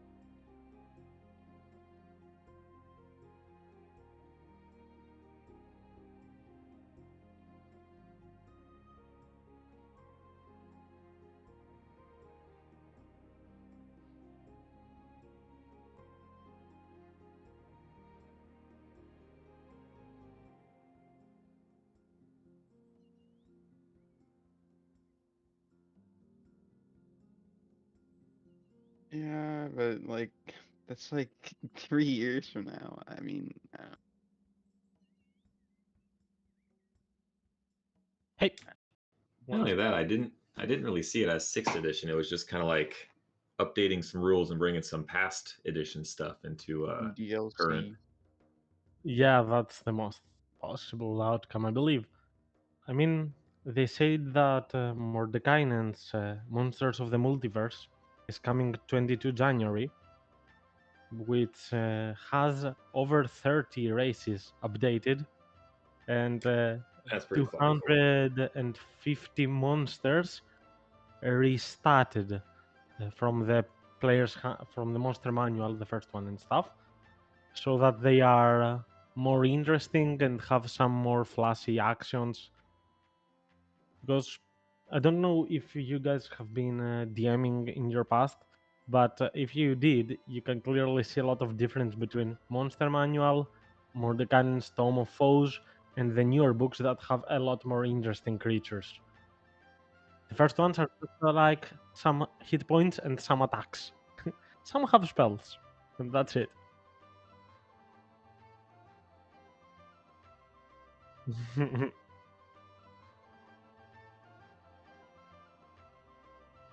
I don't know. Yeah, yeah, they are against Sar, for example, that has no strength. They're really deadly.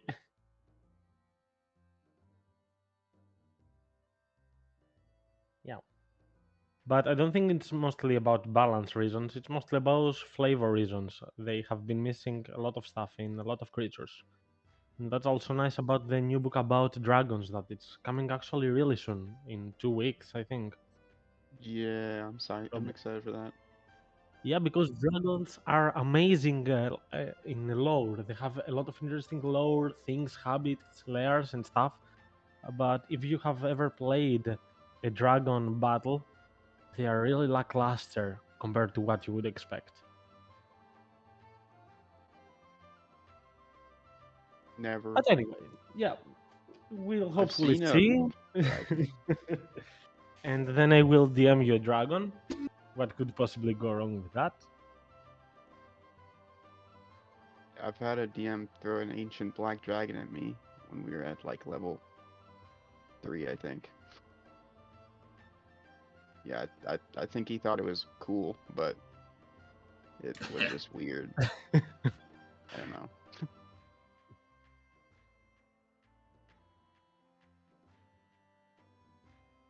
Oh my god. The blue is the worst one. I hate him.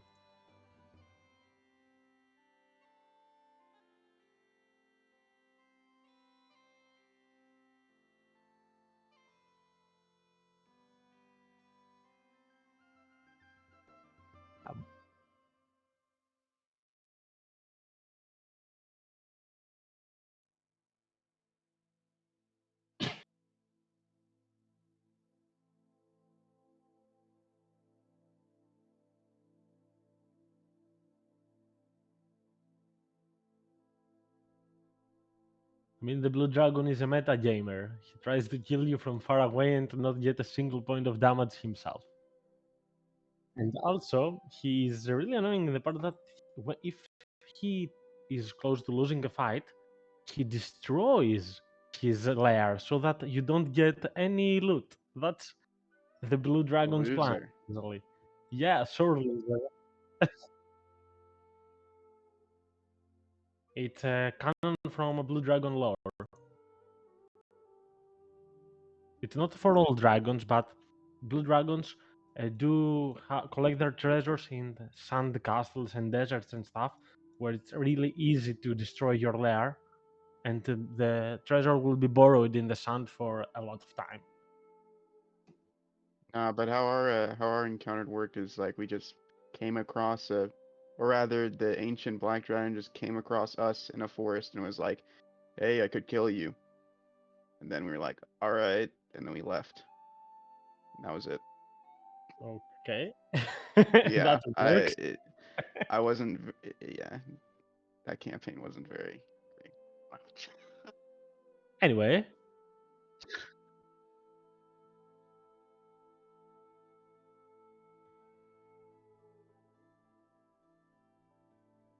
Yeah. Yeah, again, I think he just threw it in there. I don't know. Yeah.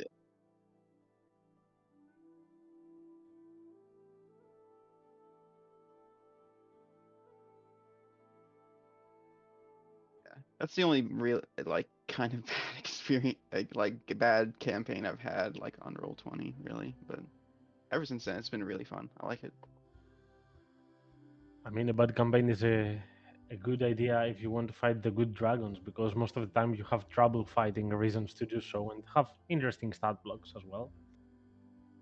But in any case, let's go to our, I would say, good campaign, but I'm not sure if we're all good aligned, but we are closer to good than evil, I'll say that much. Our neutral themed party, our merchant themed party. And let's Yeah, go a bit merchants. upper into a bit closer to the solar peak, step by step, closer to climbing and making use of these climber tools. For as you are going a bit higher, you will see a few hawks, of course, here and there, perhaps a couple of snakes in the distance, but Juniper will this time prepare you in time so that you don't scare any of them. We're obviously not looking to fight, they are not complete idiots in that regard. They're just scared about other people in their natural habitat. But as you're climbing higher and higher, it starts to be a lot less green, and it becomes more rocky. The flora starts to be a lot fewer, close to non-existent. And as you proceed a bit closer, in the distance you will see some pale white big rocks descending further in an area that is widely open in the mountain. You can see everything there from around. It has a glorious view. As you go a little closer to there, you will hear some heavy footsteps, and two giantine kind monsters will appear. Though they have not noticed you yet, they seem to be conversing with one another in a tongue that you do not understand. But it's clear, because you did have a conversation about it earlier, that it is the giant tongue. But you are up here on the top right, and in the center you can see the two ogres that are wielding two massive great clubs with some spikes on them, and it seems like they're talking to each other in front of a cave entrance. Though, as Juniper would notice with her passive perception, clearly the ogres did not come from this entrance. They came from the toppermost way. That's the way you want to go as well. Or, of course, since you are adventurers, you might, in regards to searching the scholars, you want to go further up high. In regards to the searching of ores, you want to go inside the cave to check it out. So, immediately after you spot the ogres, Juniper will fall prone and go right next to the rocks so that they will not be able to see her. And she will suggest, quick, fall down, so that you have some time to think of a plan, a course of action before being seen. Right. Right. That far away, I would grant you all an advantage in your stealth checks, but still, I would like a stealth check. Since you're prone in there, Then mine would be just plain because I already had Mm-hmm. disadvantage. Yep. Yes. alright. I assume Juniper would give you her inspiration, but you know what? I don't want to take it from her. I will Yeah, just I give don't. you one inspiration for that. Okay. Doesn't matter. Ah, even weird. So as they start conversing and each one of you hides really well, it seems like there's not a lot of space for Ogvar and his heavy armor to go closer. And the one of the two ogres will go like, wow, Magugar. And he will go on the loose end. And well, he will not notice the rest of you as you are uh, a bit sinking down below and prone. We'll see Ogvar. They will not go immediately into an aggressive mode, though this one will pick his great club, but will mostly be checking him out. Rock gun? Since Ogvar is within 60 feet, oh, let me, so that no, prove I'm not cheating. He will telepathically speak to the ogre, and he will say, hello, how's it going? As you do that, immediately he will take his left hand, the one not having the great club, and it will slam its head. And then it will understand that this voice is coming from you. And inside your head, you will hear an answer. Oh, you speak into my head. Yeah, Wow. I've got a lot Okay. of tricks.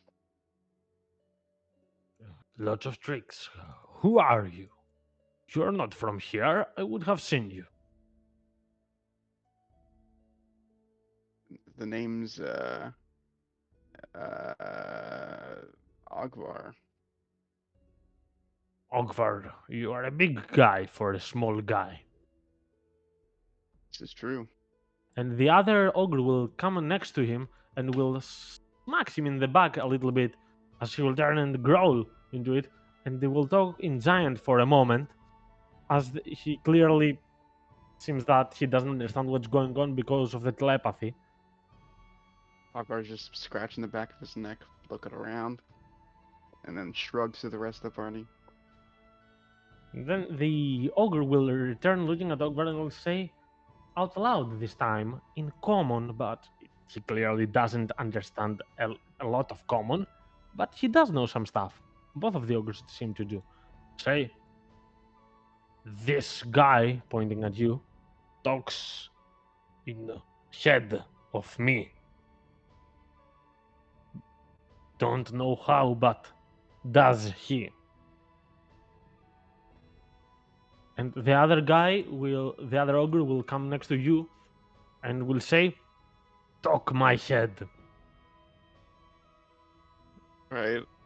Our Ogvar will talk his head and say, hello, nice to meet you. What's your name? And clearly he will be surprised by that and he will turn to the other, Ogfa! And he will turn to you, Ogvar, and he will respond in your mind, my name is Karmfon.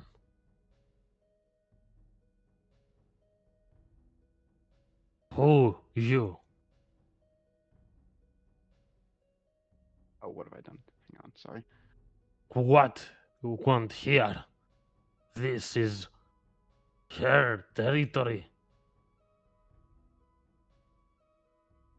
Oh, I was just walking by. We were gonna go to the mountain, just hang out. I'm saying this telepathically still, you know. So you're just- talking to one of the two? Because that's how telepathy works. That's so true. Well, they have broken common, right? Hmm? They speak in broken common, like they don't like fully Yes, understand. they understand the more plain words and Alright. some grammatical structures. So Ogvar will speak very slowly for them. Say, was walking by, wanted to see mountain. Who is her? Her is Ola. Ola the Vicious. Oh. Need to care with her. She very strong. Ogvar will point to himself and say, very strong too. She is stronger than us. And she powerful. All respect her. Fear her. She's strong. And she will make a fist like she really likes that she's strong. Hmm.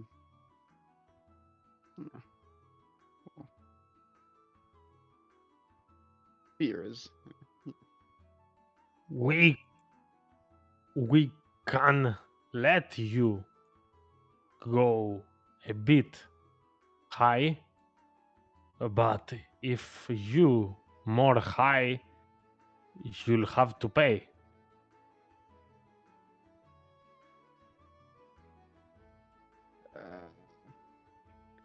I'm a little strapped on coin right now. How much? They will immediately both answer and they will say two different prices. Like they're not sure about which one is the true one, but one will say 10 gold pieces and the other will say 5. And she won't say gold pieces or silver, just 5.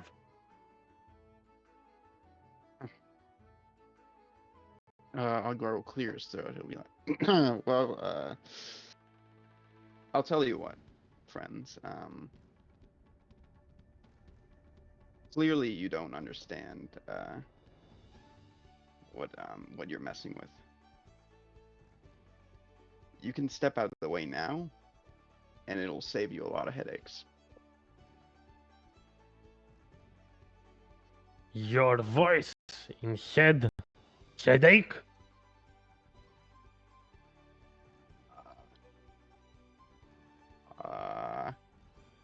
Yes, I can easily amplify it. Alright, roll me either a performance or an intimidation check. I'm really good at those, guys. Ah! Right, you know what? I don't have a good insight. Let me roll an insight check. Or 2, actually. Yep. Same rolls. What's going on with that? Okay, so they will be a bit suspicious about you. They'll say, you don't have pay to us, but patrol higher. They will ask. Headache them. We don't care. And they will return. Well, they're still looking at you and checking you out. If you want to say anything to them, you have a lot of time. But they will go right at the cave entrance as they are covering it, and like they are waiting for something. Alright, I'm just gonna grab a few of my lackeys and walk through. We might have to talk to Zolo about this.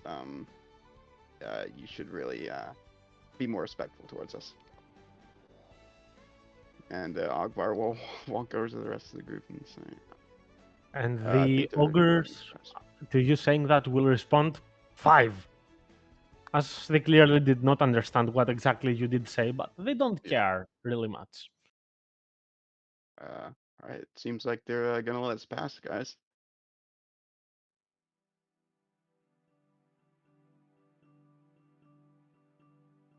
Just don't try and, kill them. He'll say that under his breath.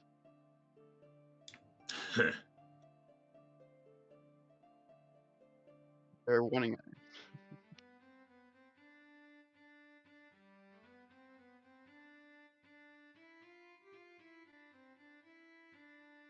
Mm-hmm.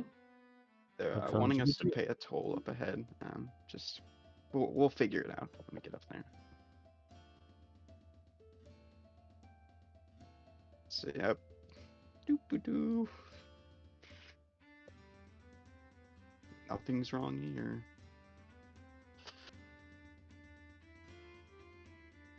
Juniper will also follow, of course, being a bit anxious about these creatures who she has never seen before.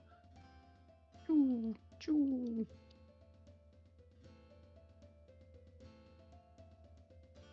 And yep, you can feel free to pass forward and go to the upper heights, of course. Say, pardon me. Excuse me. And the ogre, oh no, he will get in front of you there. No, Mhm. you can go higher. This cave property us. Oh. I It's thought those were trees. well, My bad. To be fair, I kind of guided the conversation to a miscommunication because they did not understand a lot of Ogvar.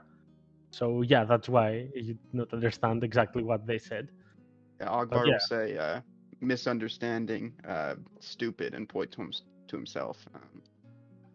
Walk this way.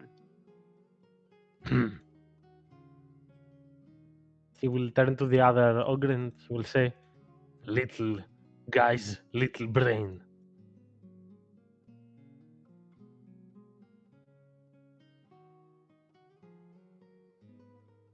And that way you can be headed up there. You, as you are passing, feel free to roll me a perception check if you wish. That goes for everyone. See everything. Okay, that's clearly a yes for Ogvar.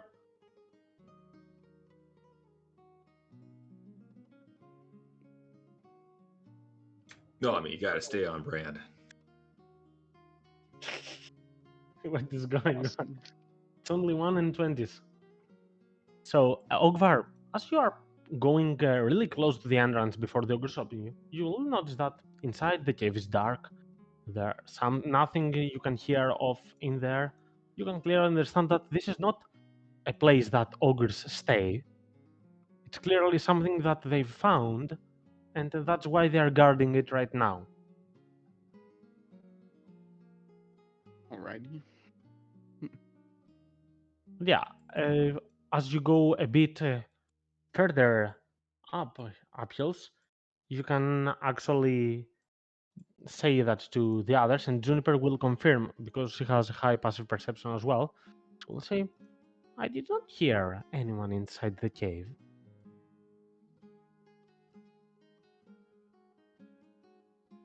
Well, did you guys want to check it out? I mean, they're being pretty nice, for an ogre.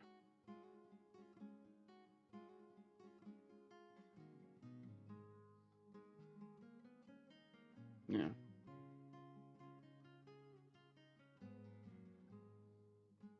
Mhm. Yeah, we're not fighting. That's what I count on right now.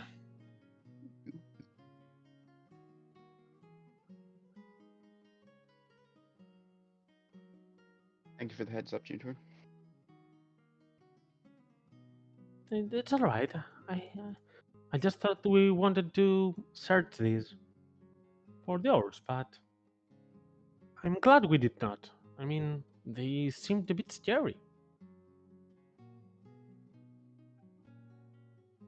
Goody. And that means you will proceed on your journey upwards, as it seems to be quite a hard hike, especially at the two first hours that you started going uphill. It was unreasonably tiresome because it had a lot of elevation change, and quickly enough you ran a bit out of breath, but then of course you stopped for a little bit, started up once more. You are used to such troubles, and all of you have a nice constitution score, so you do not have any issues with that stops. But right now, the pace starts to be getting a little bit softer, which means you are going more slow, but it's a lot more easy to catch up your breath.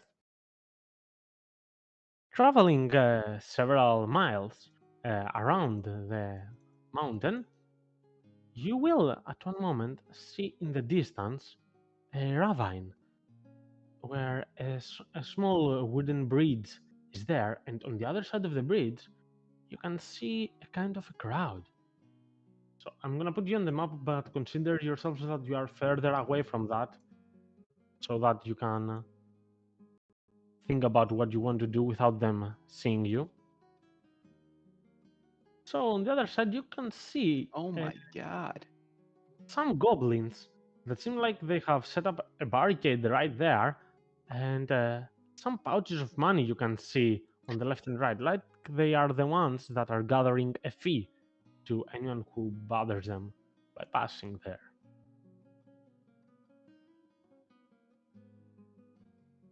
And Yeah. of course, there is also a very interesting ogre right there Yeah. that Very has interesting. something like a catapult on top of it, something like that. You guys want me to talk again, or you want to walk out?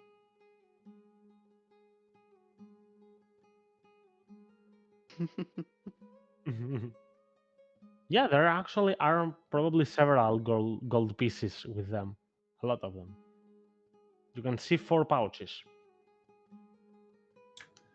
Oh, kind of looking down this crevasse, a bit down further, just because the map cuts off. It looks like it just comes to a point, and we can't like go down any further to see if there's another way across, right?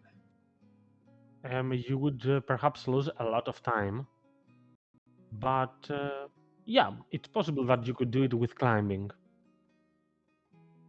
Since you have the climbing tools, you could find another way, but it would take at around 3 times the normal time that it would.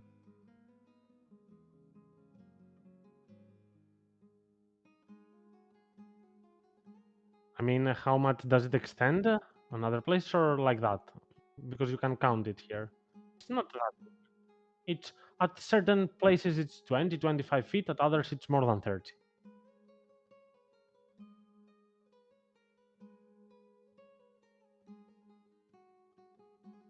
It's a bridge, though.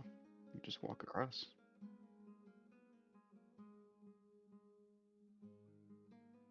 Well, the other trolls are nice, or ogres, whatever. So we can try and talk to these. Yeah, if we happen to chance another way across, that might just piss them off because we're not that far away. So is that the game plan? You guys want me to walk up and wave? All right. Doo doo doo doo doo doo doo. Ogvar will wave across to this guy, this little goblin here. Greetings, Big- traveler. Oh, can speak. All right, sweet. Ogvar will walk and say, "Oh, hello. How's it going?" Greetings. It's going well, and now that I see many of you, it's going even weller. So, if you want to pass from the ravine, you know that you pay Ola's fee, or Ola the Vicious is gonna hurt you, and you don't want that. So please pay the fee. Hmm. How much is the fee? Excuse me. The fee is And he's checking you like he wants to make a price up depending on how wealthy you are. So he will be taking one moment to check you out. You can feel free to roll me a deception check if you wish. To Yeah, play a cold face or something. yeah, sure. I guess. Okay. Uh-huh. So he will say, I'd like. I mean, the fee is it's totally 10 gold pieces per person. All right, listen, man. We've come to talk to Zolo, and we can pay this fee, but like, man, I don't know how If, Zolo will feel if we get up there. if you can't pay, then you should pay. Because Ola rules the mountains, and you're entering the places she rules.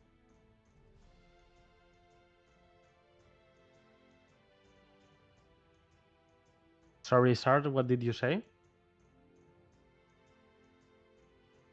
What do you mean you paid? But we are The ones gathering the fee.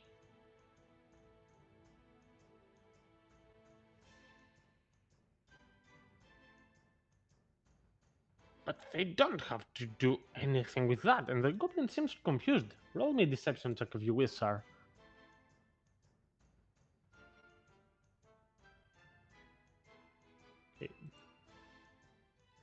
The goblin boss will Whoa! come a bit closer being seeing that there is a kind of a special occasion here, and he will inside you, though to the best of his ability. Whoa.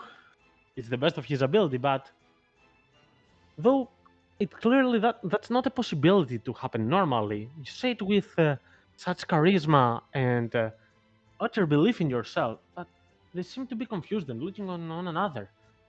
Why would the idiots do that? They know that it's our job. Did we meddle with their job? Damn it! And they will tell them, yeah, but what if they're lying? No, I mean, I did expect these idiots to do something like that. Why would they go down below? They wanted to steal our money. Ah, that's probably it. And they're looking at the ogre there. Hey, you, big head. Ugh. It was all your plan, right? You did send your friends down below so that they get our money and you get a fair share of the deal.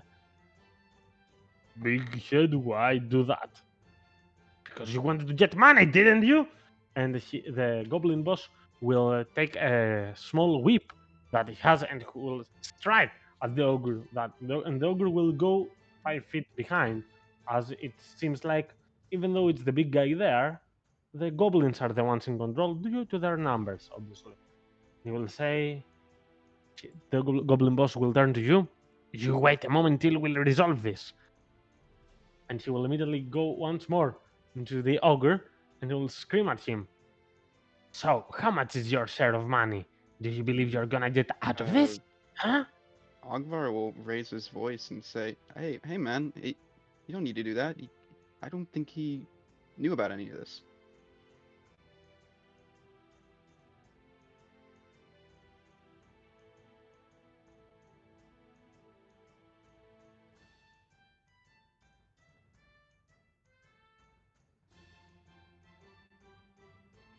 And Ogvar's very pissed, but he doesn't say.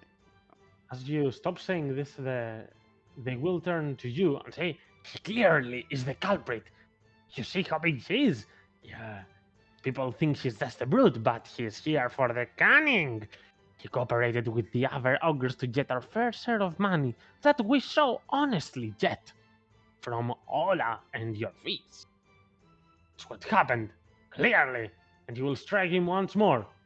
And the ogre will get mad at that, and it will catch the goblin boss, and it will throw it towards your location. We can't hit targets within 30 feet. Let's see. Okay. I will throw the goblin boss at Ogvar. Yeah, Do I hit you? that hits.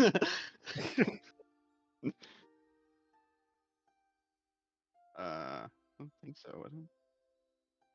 Oh, no, it can't hit targets within 30 feet. That's how it works. Yeah, yeah. So that is 5 bludgeoning points of damage, and because it's 30 feet, the goblin boss will take 9 points of damage itself. As That's awesome. I'd like you to roll initiatives because even though you don't have to participate in the fight for real, there's clearly going to be something going on right here.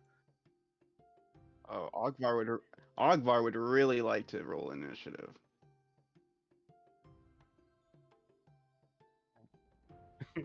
Dang it!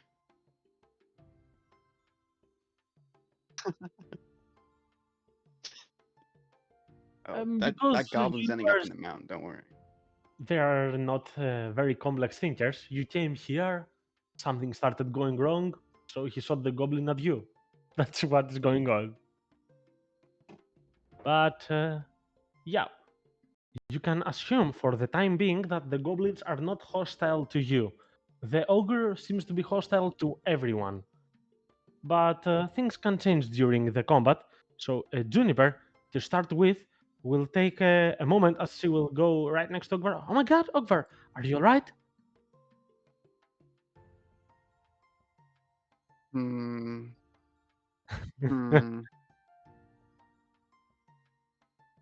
Ogvar stares down at the sky. And all right.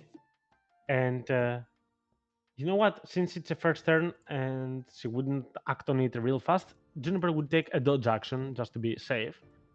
As this Goblin Outrider, under the commands of the Goblin Boss, will rush towards the Goblin Hatter right there and attempt to strike him. Those Outriders have a Varg below it. If you choose to attack one of them, tell me to attack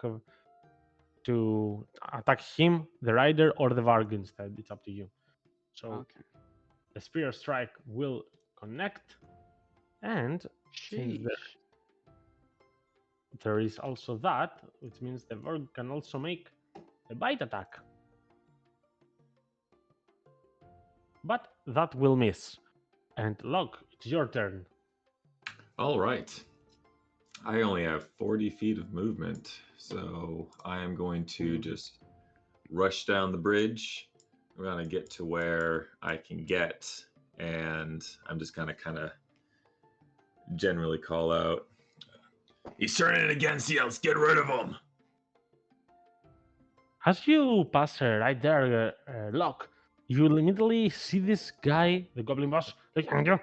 Go away, we can deal with this. You don't come by that place if you don't pay the fee. I need my money. No, it's all a lie. You did not pay me. You paid the ogres. They are something entirely different. She seems a bit aggressive towards you, but not like in the mood of attacking you right now. But yeah, you understand that. And look, anything else you'd like to do from there? No, that's all I can do right now. Movement, I'll just take the dodge as an action. Okay, that sounds good to me.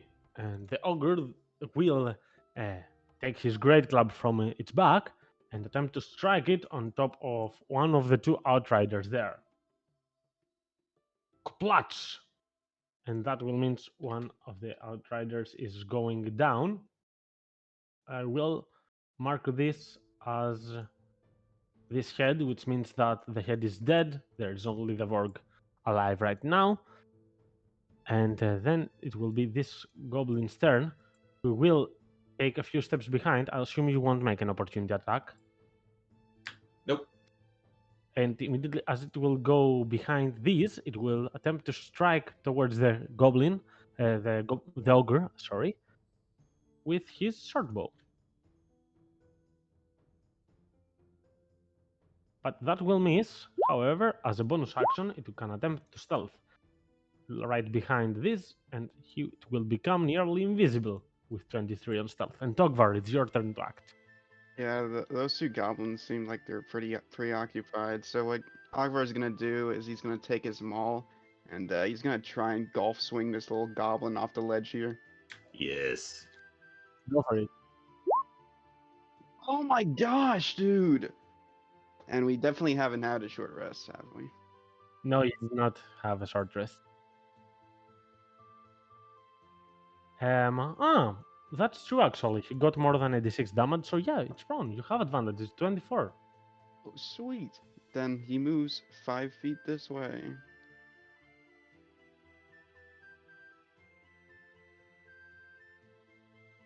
Yeah, to be fair, you would see it. All except Locke can see it. Okay? Yeah.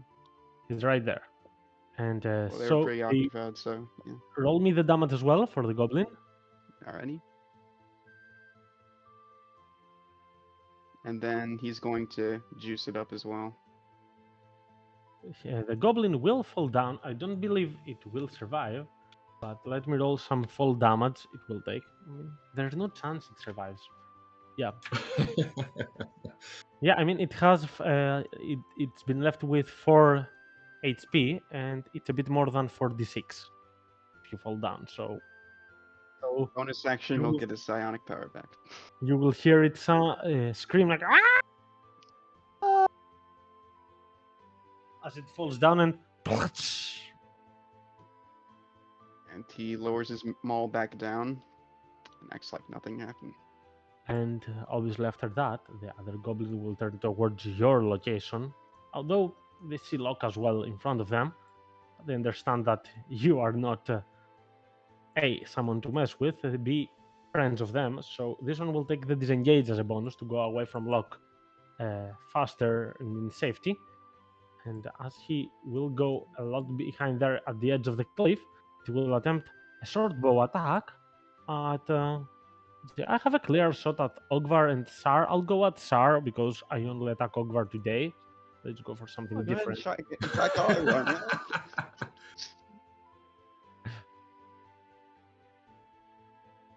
So yeah, that's a short bow attack. And Sar, it's your turn to act.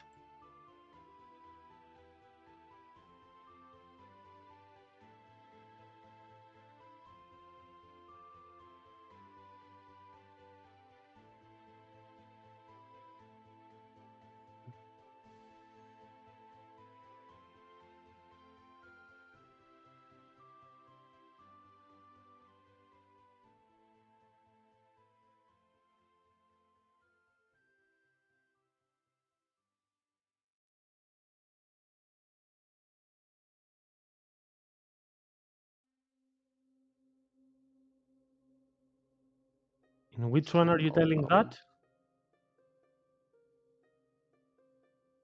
This ogre doesn't seem to understand the common tongue.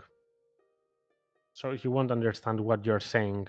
He will seem confused as you're looking at it and saying stuff, and he will make a scream amidst the combat towards you.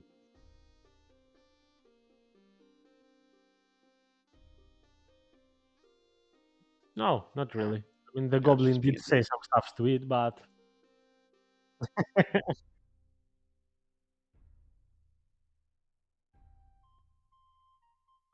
no, the goblin did talk in common towards it, but that doesn't mean that he really understood what the goblin said. It was just screaming at him. And that's one of the reasons it attacked it.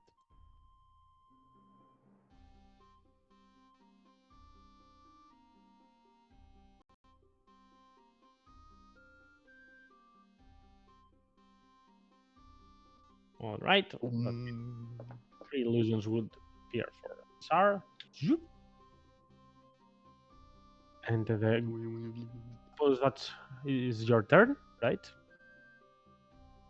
Okay, then it will be this Golden Outrider that will yell out loud, "Don't let them pass! They killed our leader!" And he will turn to Locke and try to block the entrance right there. As he will attempt. No, that was not next to the ogre. The other one was. These are large creatures. They occupy 3 hexes. And this one was at these 3. Means it has 10 feet range. 17 hits Locke, I believe. What? Sorry?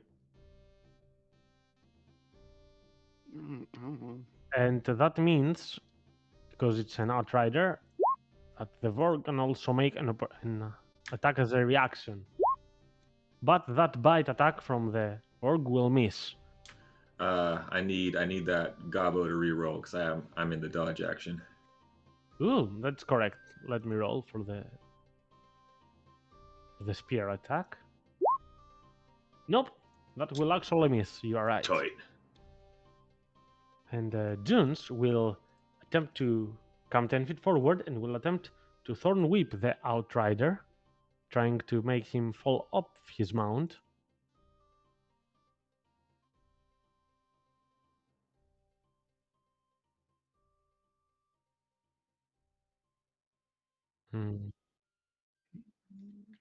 Yeah, that would work, but that one did attack the ogre, so I'd assume he would attack.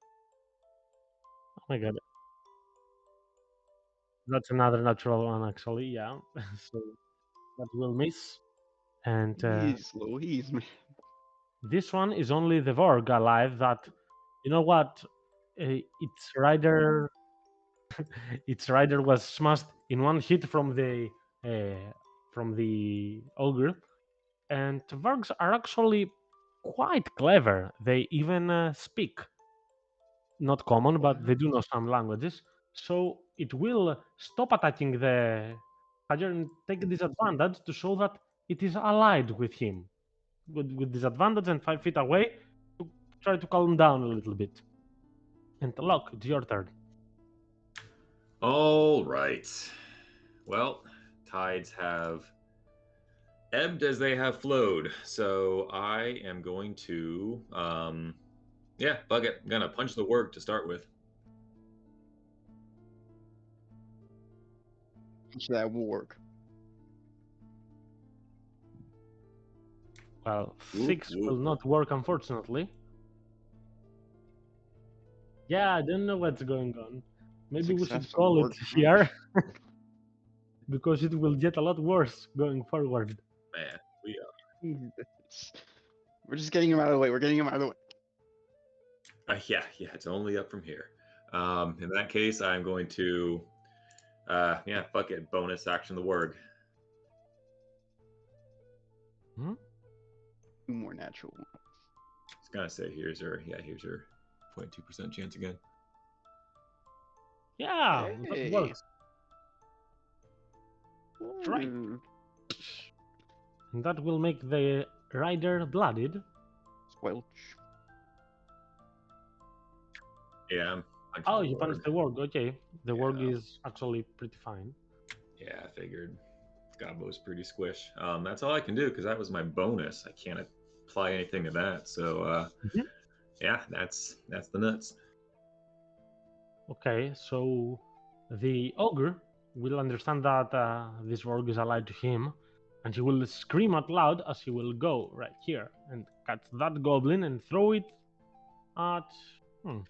Okay, 1 is Ogvar, 2 is Junes, 3 is Sar, 4 Lock. 1d4. Let's go. 3. Sar, catch that goblin.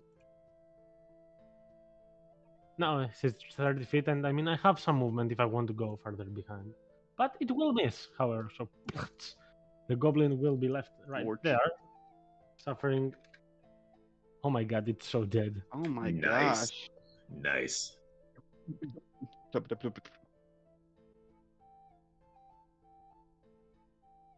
A trebuchet. Awesome.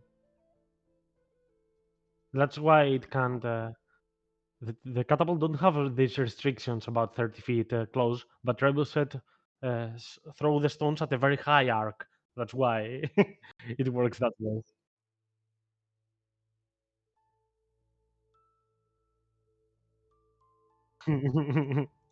Yeah.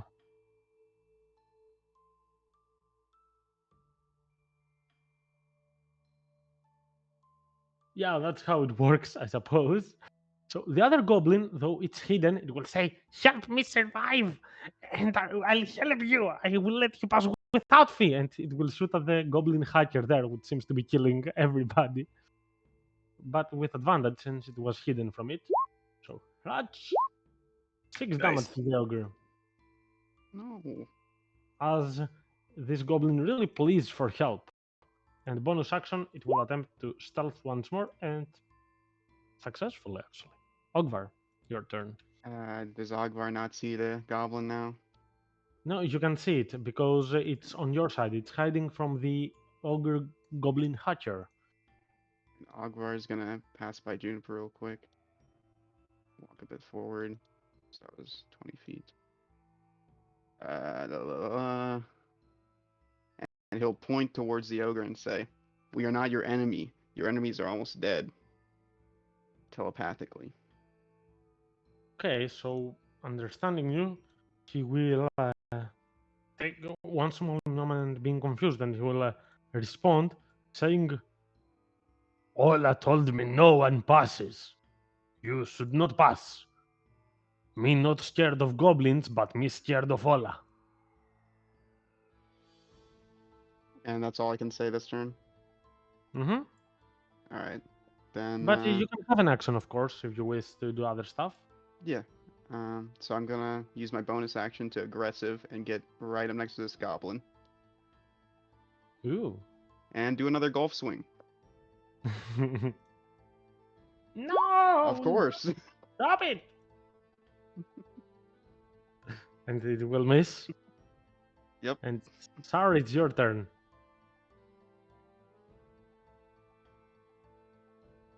Mm-hmm.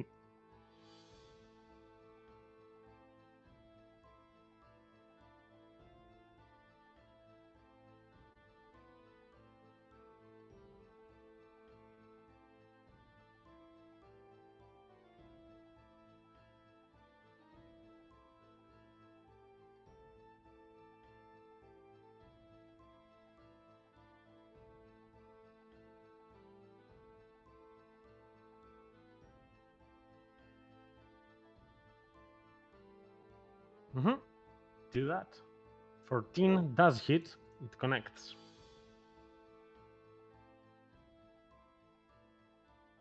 Ooh, that's a really nice amount of lightning damage. And there will be lightning that connects you two.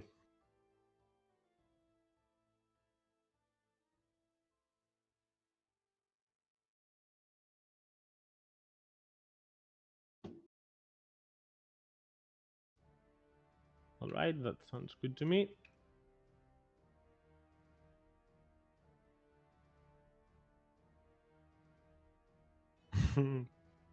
And the Goblin Outrider will once more attempt to retaliate at Locke for his previous strike.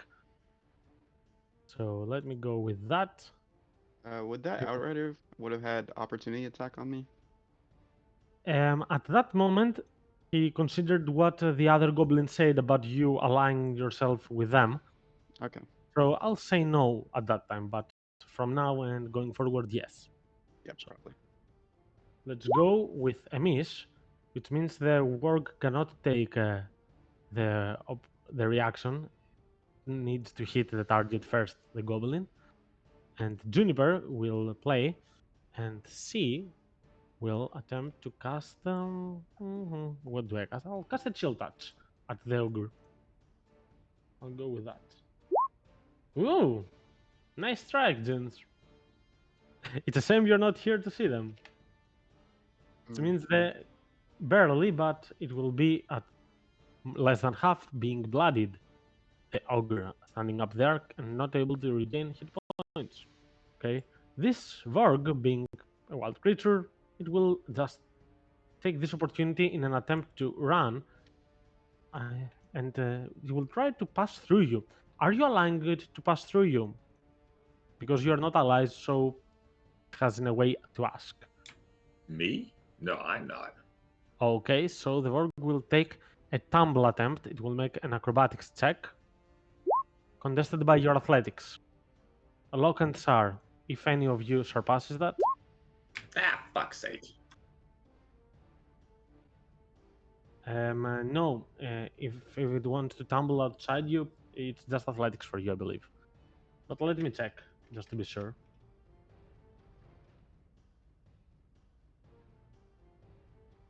You're correct. Yet, it's a acrobatics check, actually. It's not athletics. Which means I maybe lock. No, it is not. I have it right here. The action of tumbling.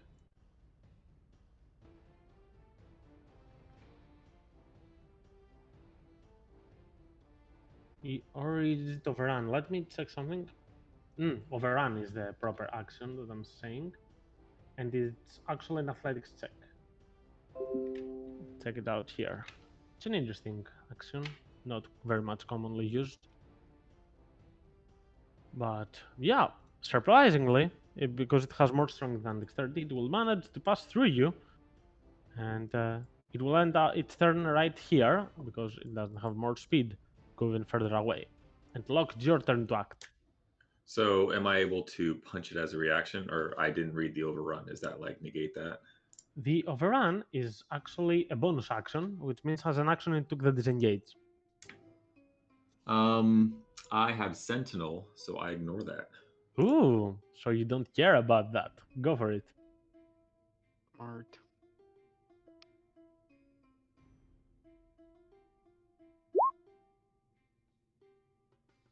A 10, I believe, will not hit. Yes, Yeah, 10 probably will not. not hit. So it will manage to reach here. Of course, it Good wouldn't. job.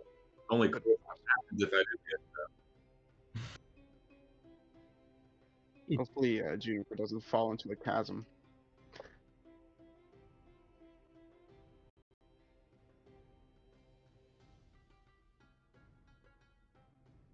Yeah, I believe Juniper cursed us because he's not here today, and we're getting a lot. He's stealing all our good rolls. I mean, I just greeted with her. But yeah, Locke, it's your turn. In any case, that was a reaction as you attempt to strike at the Goblin Outrider, but he jumps right in front of you and in between Sar's illusions. Wait, the Outrider or the Orc? The Varg.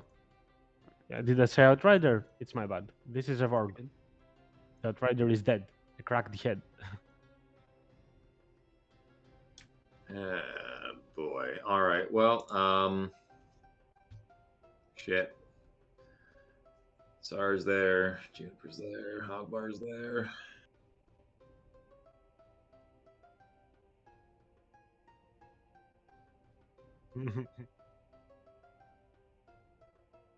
Well, I don't want to risk a reaction right now, so I'm just going to keep engaging the one in front of me. So are you attacking the Goblin or the Outrider, the Varg? I'll do the goblin first, just because I don't need 2 attacks coming at me. Okay. So first strike, 16 hits.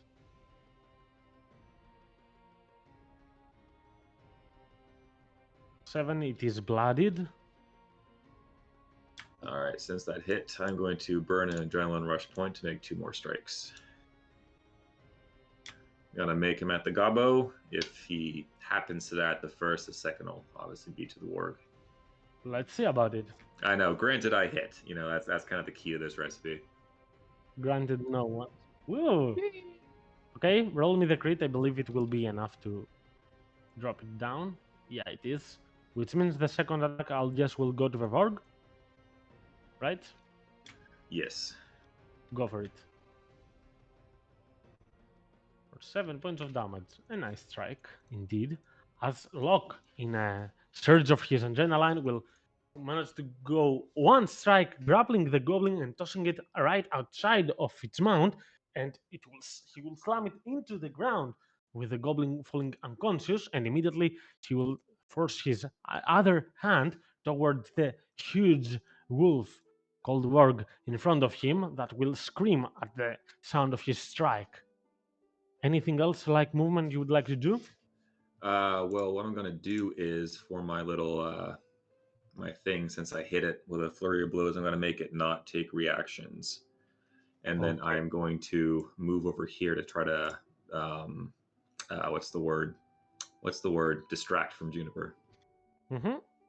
That sounds like a good idea. So the ogre is now left without goblins, so it will catch his javelin. It has only one javelin, though it doesn't have many, and he will attempt to shoot it at Sar. I will roll a d20 for the mirror image first. Okay, that means I will hit a mirror image. But let me see if I do hit it. Yeah, which means one of them will be destroyed. And then it will come closer, rushing forward.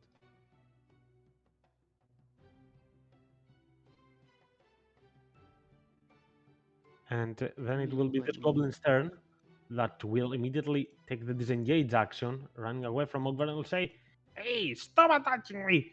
I told you I'd help you, please, please!" And he will take the dash as a normal action, because it had the disengage as a bonus, and it will go right into the corner just to get some steps away from them, as he will drop its weapons and hold his hands up, clear in the air.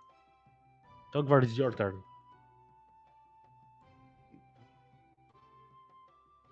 That guy's surrendering. I don't want to.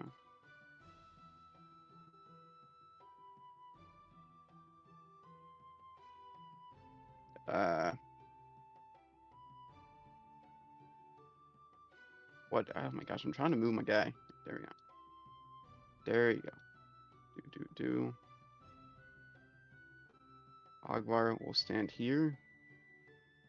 And if Shar is willing, Ogvar would like to move Shar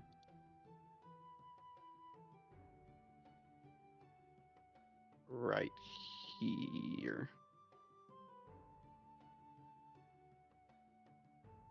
Mm-hmm. with telekinetic movement as an action. And Ogvar is going to take her place in between everyone and will once again try and telepathically communicate with the ogre. Sorry, if you move there, you will have an opportunity attack from the ogre. Oh, well then I won't do that because I don't Yep. want him to hit me. First, well yeah, I talk to him and I say, Mhm. we can talk about this, we can talk to Zolo, but you need to calm down now, or else it's going to get bloody. He's going to use his second wind. Hey, Ogvar, roll me a persuasion or an intimidation check. Totally up to you.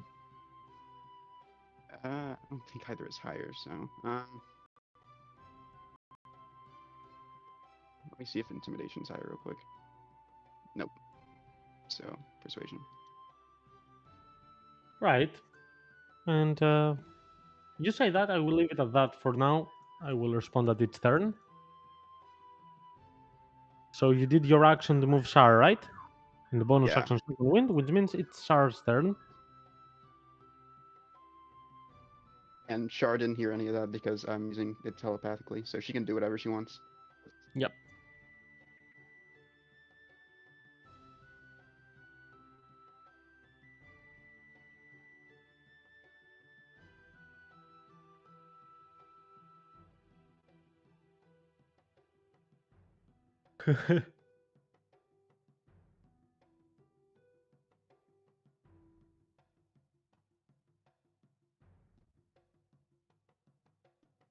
Five lightning.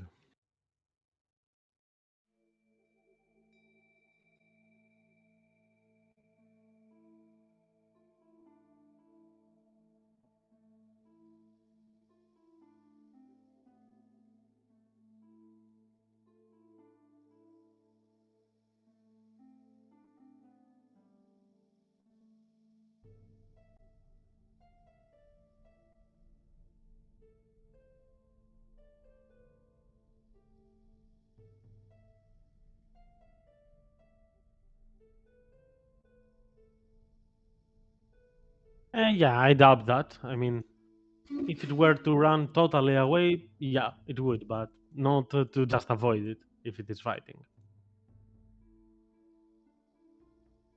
So I suppose that's your turn, sir? As you continue to cackle with lightning, this Varg will attempt to attack Ogvar with a bite. Yep, that Hits. will hit for 6 piercing a laurel, and you need to succeed on a strength save or be knocked prone. I'm usually good at those. Let me see if I am now. Didn't expect to roll above 1 today, but it seems to be working right now. The last 2 rolls are decent. But yeah, Ogvar will be standing up. Okay, that's not a cool lesson to learn to complain. So the Varg will attempt to bite you at your knee, but you will manage to tough it out and stay calm at your position while concentrating on touching down the ogre. And Juniper, seeing all this, she will attempt. What should I do? I did the healing word earlier. I don't want to expend her other spells. I would use an infestation towards the goblin outrider in front there, the Vorg actually. Which means it would roll a constitution save, but it would not be affected by the worms and the other creepy stuff that Juniper uses as a druid of spores. And this one, he will this turn attempt to overrun Juniper, which means he will be taking an opportunity attack by lock, even with a disengage action. So roll me the attack lock.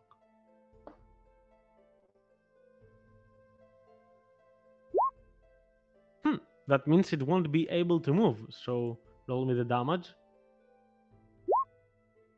7 points. That's nice. However, be it that way, it will turn to your location and attempt to make a bite attack at you. to no avail Good. in an attempt to run away, and it's your turn to act. All right.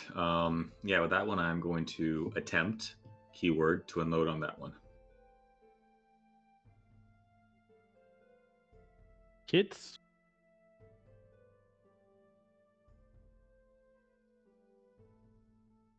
All right, 2 more. The 22 strikes. Okay. It is blooded. So, with that, I'm going to attempt to push it 15 feet away from me and hopefully Ooh. over the edge. That's cool. Do I make a strength or a dex save? A strength. And I fail it, I believe. Oh, shit, yes. Okay, so goodbye, Mr. Goblin Outrider and Varg. Ooh, right. Or splat. So Locke, in a quick burst of strikes, he will go one punch at its face, and then adrenaline and seeing some of its out of balance positions, he will make a very strong right at the center of its balance, dropping it 15 feet away from him. Ogbar, it reminds you of your telekinetic movements of your psionic from Crusher and everything stuff like that you do, but it's even further away for an enemy. So yeah, very solid strike from Locke. And so after that, I'm going to just give a quick like acknowledging look to Juniper. I'm going to turn around and just get up in this one's face. That was nice. And the Goblin Hatter will grab its great club and it will slam on the ground, trying to break away from all the angriness and fury that it has inside it, as it will take a dodge action trying to calm down without attacking this turn.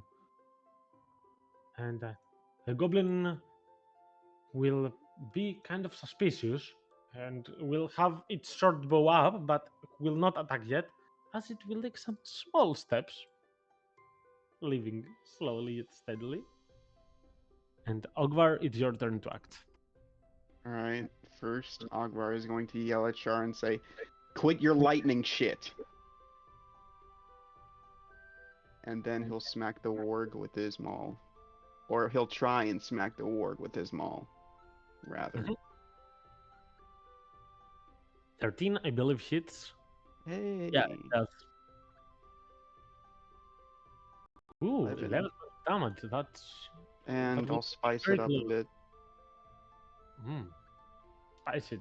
Yep, that will be enough to do the job. As it will fall 5 feet further from you, down to the ground and dead. And it will be Sar's turn. Let's see what she will do.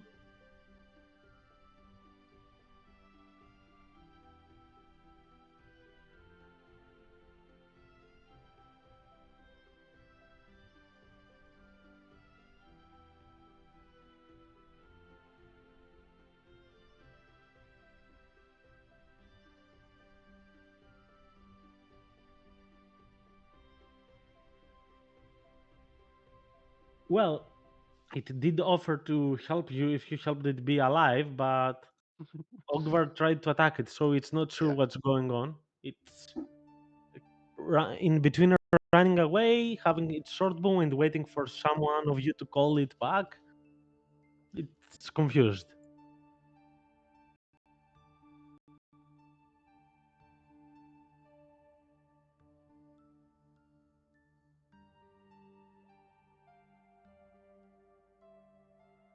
Okay. Waiting to see how it turns out with Ogvar and the ogre, I suppose.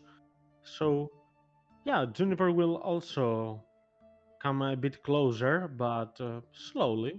Not sure about what's going on, but seeing the ogre a bit more calm than before, she will just take the dodge action to be in readiness of action should anything occur, and she will end its turn.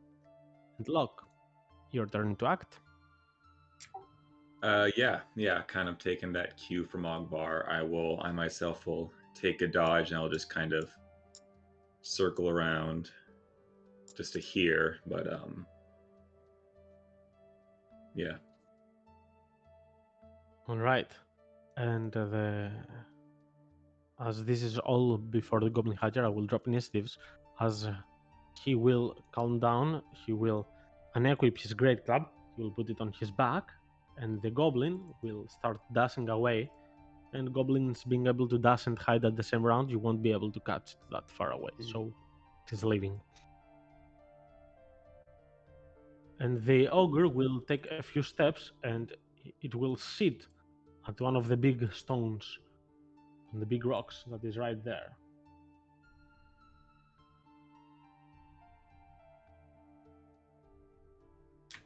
Well, go ahead, big guy.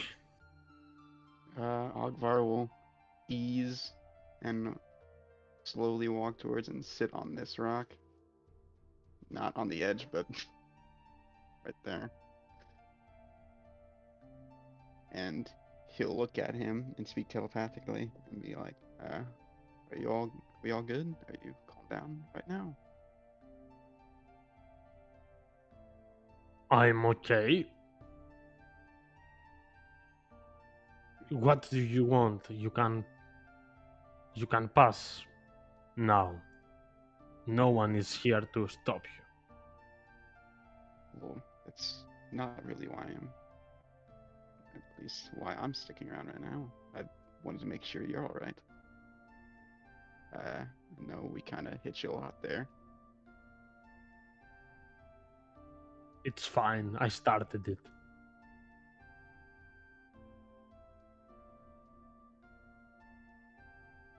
Sorry for crushing all your, and he'll hesitate and be like, friends in heavy quotations. And But it will look a bit weirded out by you. But it will look then on Juniper, Locke, Sar, you being four and it being only one, it will feel obliged to say friends to you. Being a bit scared about its well-being. well, you've got a, I don't know how long you all live, but seems like you got some good time ahead of you. I think we're going to come across this Zolo, and I'll put a good word in for you, if that's really what you want.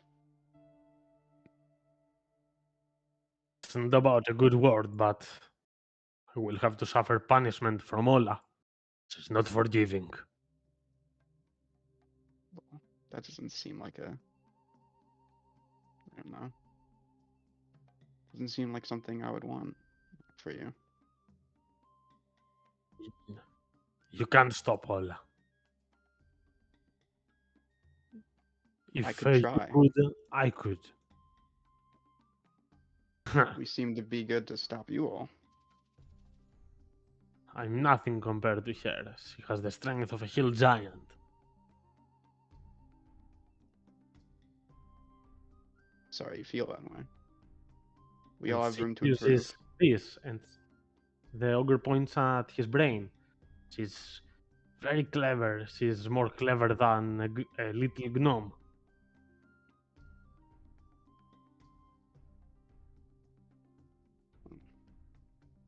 Pretty smart too. Not to brag, but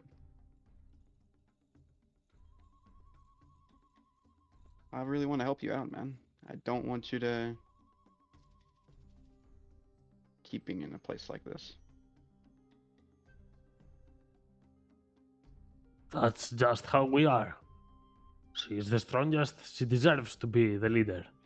If I become more strong, I will become the leader. Ogvar will reach out a hand and warily put it on his shoulder and say, "That's not how it has to be, though."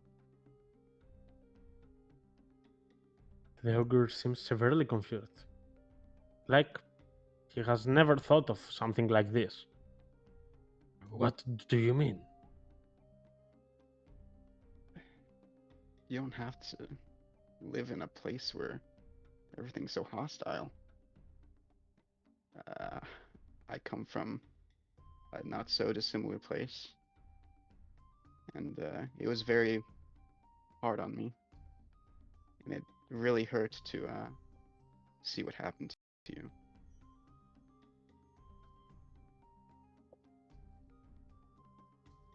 The ogre will keep staring in your eyes, ogre, and will say, "Roll me a persuasion check."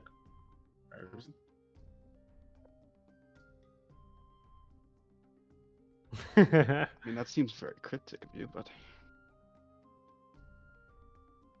All right. So let's say it's hard to describe, but calming to talk to someone like you. But that's the way it is. I mean, even if it were to be different, someone would need to change that. Shouldn't there be one? there's no reason there couldn't be 2, 3, 4. We could. I don't know. I'd like to change a lot of things about the world we live in, and I feel like you and me together. I don't know. I feel like with the people I've met, Zola wouldn't stand a chance. I would like to be different than this. I would like to be the leader here. And not Ola.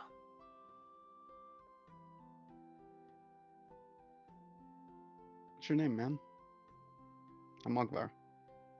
Oh, we got the same name. I'm Ogfel.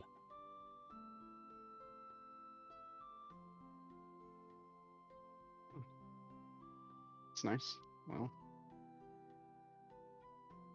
Well, our boss over there has a job she wants us to complete, but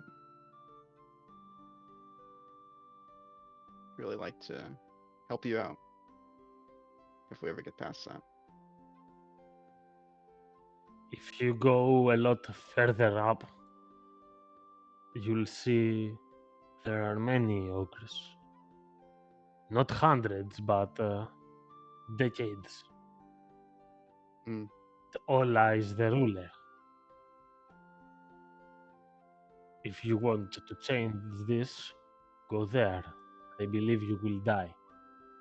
But it will be an honorable death. So you can still go there. I'll take that challenge, Ogville.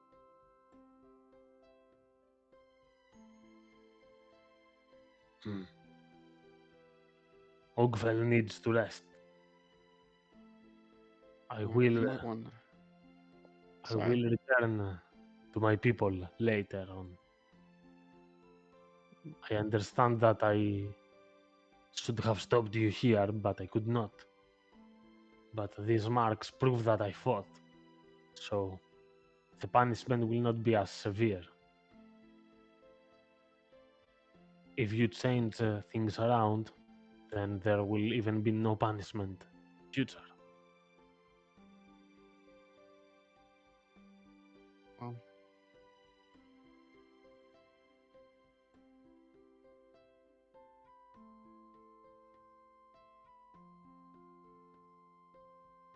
I mean, it really helped a lot. Even mechanically, you didn't have to fight all of them at once.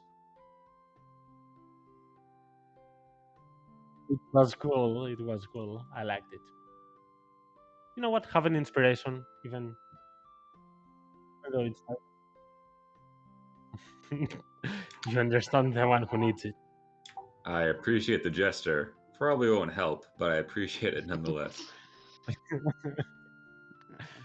so Ogvar will be like, oh well, when you go back there,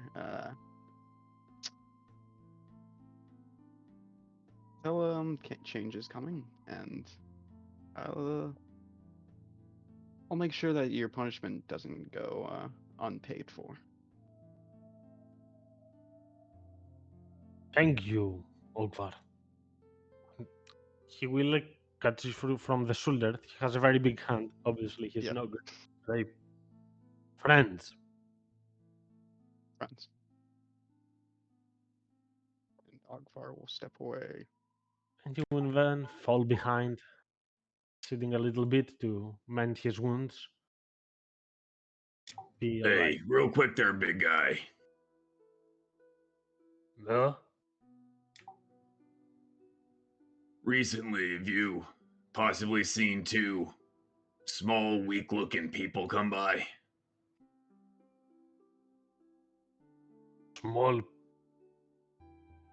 You? No, two. And I'll hold up 2 fingers because I doubt numbers might mean much.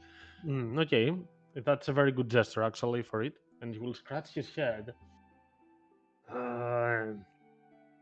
Yes. Week before.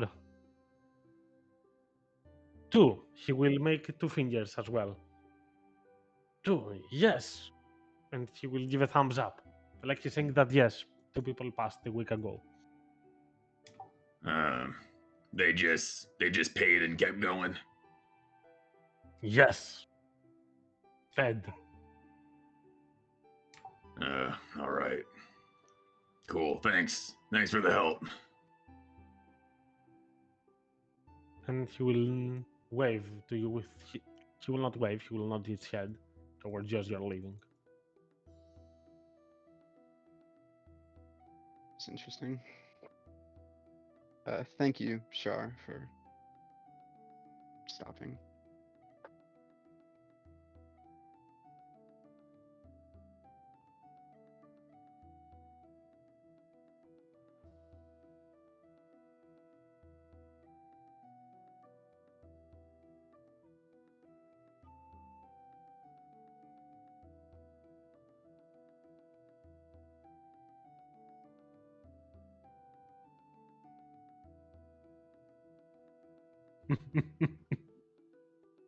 Are we still bringing the cards with us, right?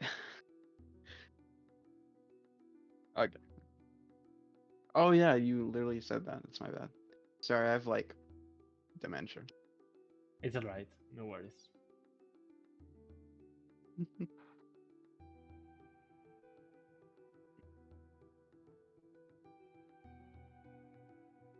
Well, And Juniper will ask Ogvar, what did you talk about with the ogre? You were staring at it for too much time and didn't say a word. we're not dissimilar, me and him. He's got a home up ahead, but it's not very inviting, not very kind. And, I might have made a promise or two.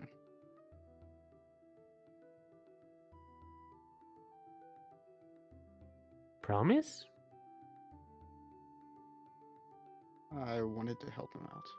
His leader is complacent with what these goblins are doing. Oh, you're so good, Ogvar. Um,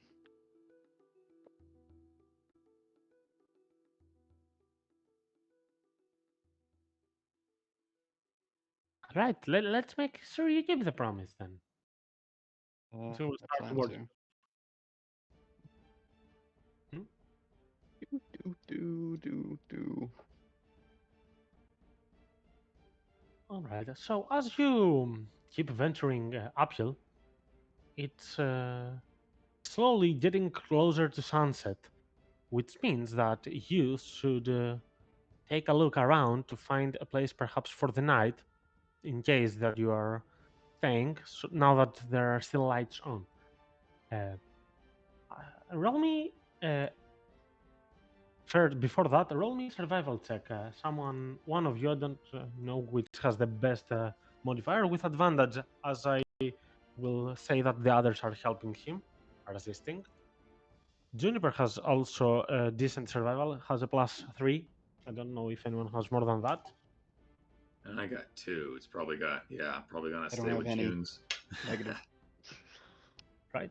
I'll roll Juniper's with advantage as you are assisting here, which apparently was a good idea. I'm rolling nice today. And Juniper will say that. I mean, I didn't make any difficult fights today because it would be a lot unfair with such rolls.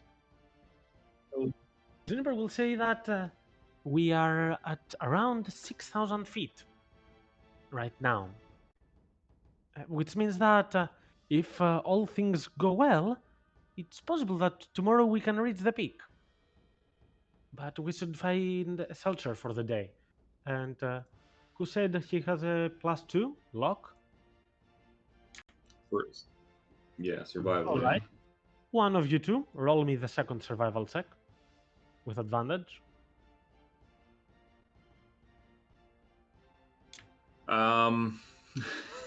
Shar should. It's gonna say, look, haven't. Yeah, I'll roll it. So you can blame me. I'll help You know what? If you want, both roll a normal one, and we can count the highest of the Yeah, two. you know what? Yeah.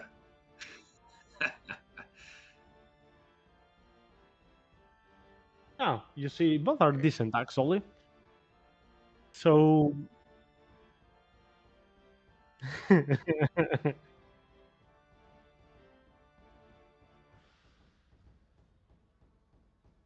So, after all, searching a little bit around without keeping any of the part of the road so that you are not lost at all, Tsar will manage to find an opening which seems to be like a cave, and would mean that hopefully that would be a nice place to stay for the night. However, it seems to be kind of deep. Not a lot. You can clearly understand that it has an ending close to it, and you can hear nothing from inside, which means that it is not crowded, and that's a good thing, obviously.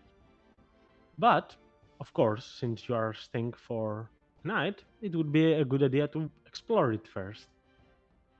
So let's explore it a little bit before Yeah. we go to sleep. Mm. You're on the top left. Pull out my crystal. Let me grant you some light.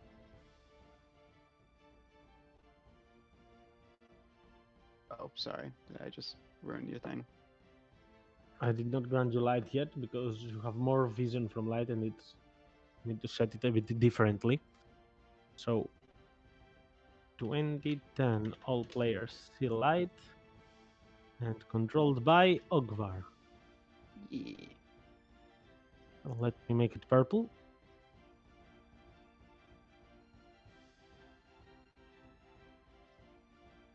All right. Do you see this light in front of you, Ogvar? Yerp. You can feel free to catch it along with your character and move with that. It sheds some light.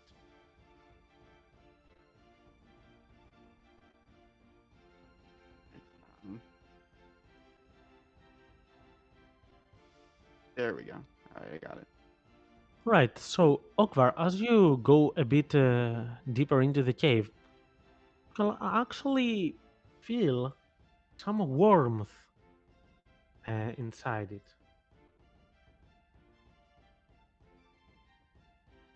Warmth. Mm-hmm. Hmm. All right. Oh yeah. And this is- stop right there. I Because stop at that right here. moment, yes. At that moment, through a small hole into the ground, you will see a creature. Small one, but rather unpleasant. But you don't like what you're seeing. Because it seems like this creature, a reptilian Oh kind my with some god. harder pieces on outside and a very big number of limbs, will just come outside and, as a surprise attack, it will make it with advantage a stabby stab. Wait. For 8 points of damage that hurt, and I need you all to roll initiatives. It will not last much, but I just.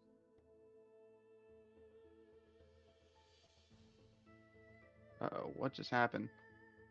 I'm gone. Hmm. Let me cast the light as well. Hang on. I did something wrong here. Okay. I will add you, Ogvar, don't worry. Oh, Was there a problem with your token? No. Add my Ogvar. only my purple was there for some reason. I don't know why. But Oh, no, okay. let me initiative. Okay, that's an 8.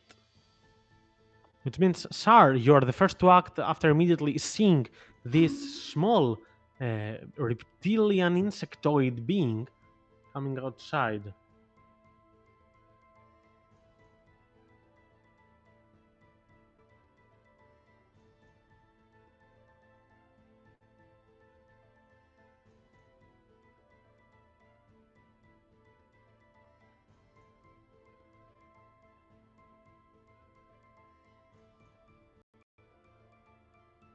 That, of course, will connect, I believe. Yes, it's 20. I mean, why wouldn't it? And the creature will screech as.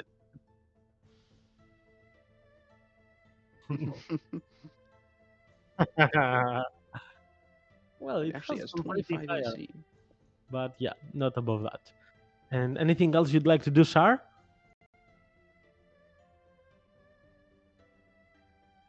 Okay, it roll. Okay, Golok. Ah, for fuck's sake, I hate hiking. And I'm going to come up alongside Ogbar and try a low leg kick at it.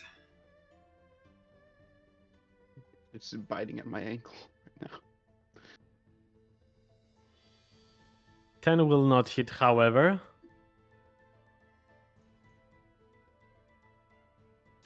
All right, well, barring that, I will bonus try to hammer fist it. 24 does hit. And yeah, that will be enough to make it go down and fall into the ground. Which means initiatives are off, and you get a chance to get a closer look at it. As you can understand that this is not a normal being to, it's not an animal. It's a monster. It's a monstrosity, something different. It like roll me a nature or a medicine check. Whoever wants to can roll any of those.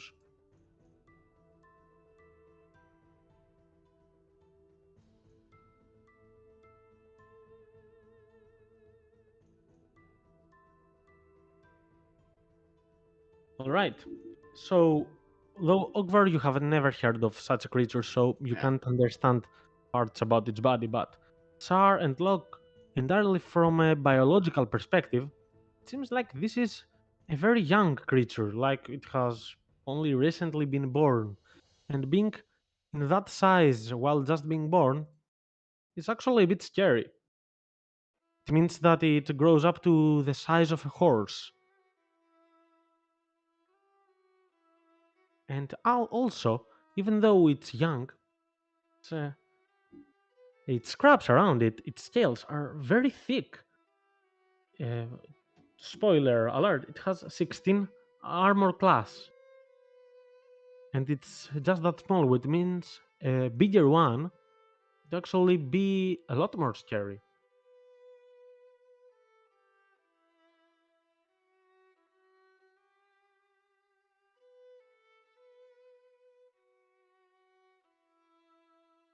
It's just a little bug.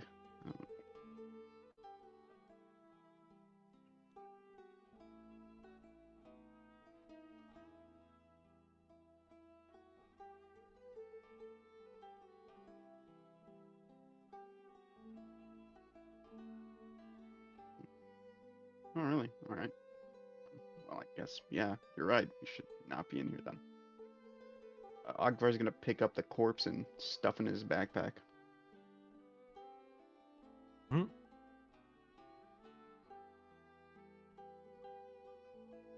Ogvar, As you do look around, you realize that this being has left quite wide hole uh, up to the size of its body around in the place that it came from.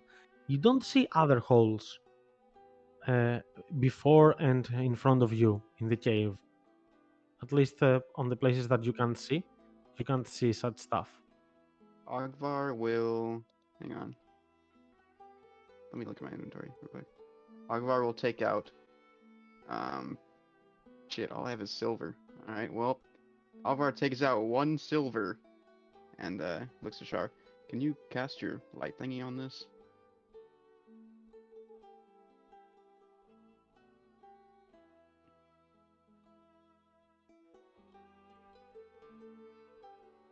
Hmm. And he'll drop the coin down the hole to see how far it goes. All right, it will go around 20 feet below, and then it seems like there is a turn, so it won't go further.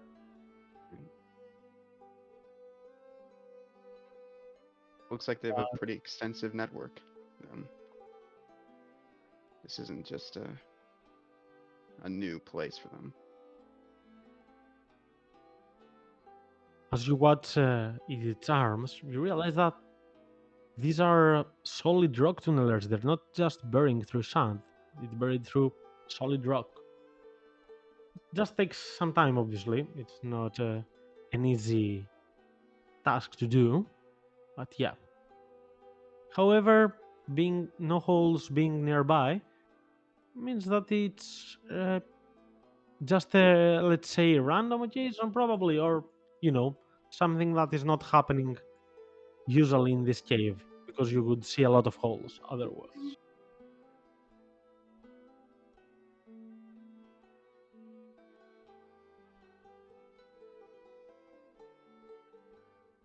Tired Char.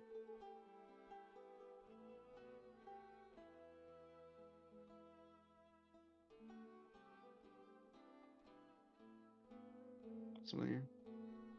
Well, again, these things are pretty strong, so it's probably just, wandering a bit far, trying to get a quick snack.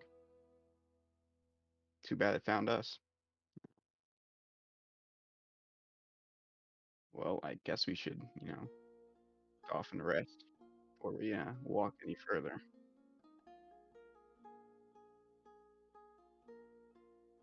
Let me subtract my gold piece or silver. Oop. There we go. All right. Burrowing creatures.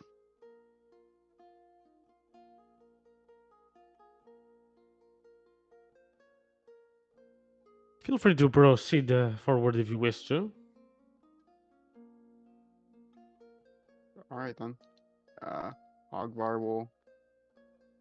Let me just get my entire token, and he'll walk forward,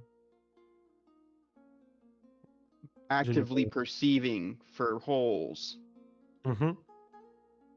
Don't worry, I've put the. If anything else there is, you will see it on the map. Don't worry.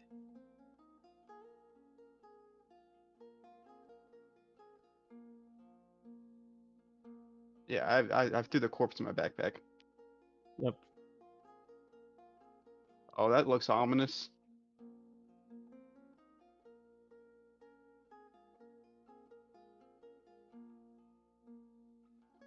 Hey, so right there where you are, it seems like this is a kind of a dead end.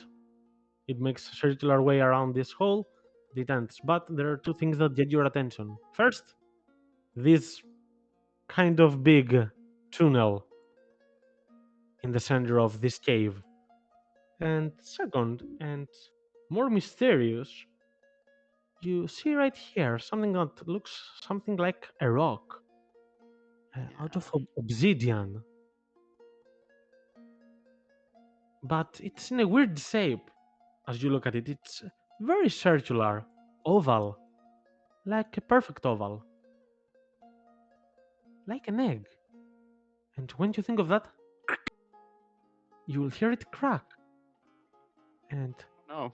this egg will start hatching, and you will see Guys. some flames coming from inside it. And Guys,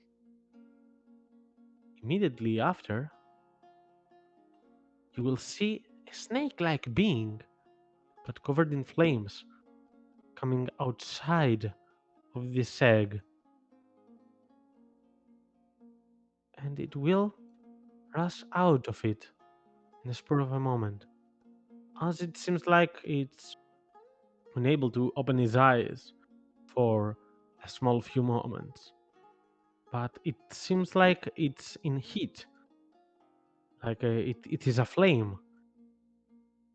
it's an important distinction. Yes. So that's all right. Um, And I believe at this point it would be a nice timing to call it for today. Sorry, wanted. Yeah, because this would also be an interesting encounter for Juniper as well. So I would like for us to have it all together next time. weird fire snake. Note finished. Yeah. Um, Yeah, William would surely want it. I can see that. And I Sar have would no idea if what to she do. knew what it was, I guess. It has some interesting facts about it. Our bar squishes. No. Just kidding. Uh, And that's where we are at the middle of our hiking. A few weird stuff have happened, and all of these are gonna tie in together slowly yet steadily.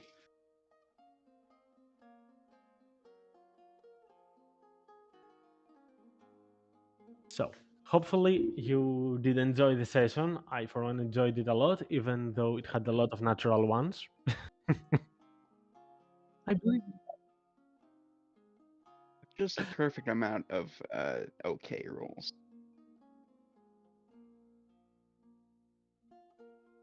that's a fair guess. I can see it being realistic. But yeah, Ah, jeez.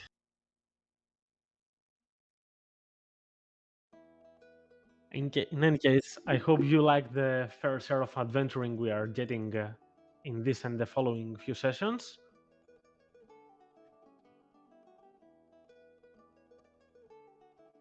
Hmm. Yeah, the next ones This are also session gonna have had a lot of everything. surprises. It had birds. It had ogres.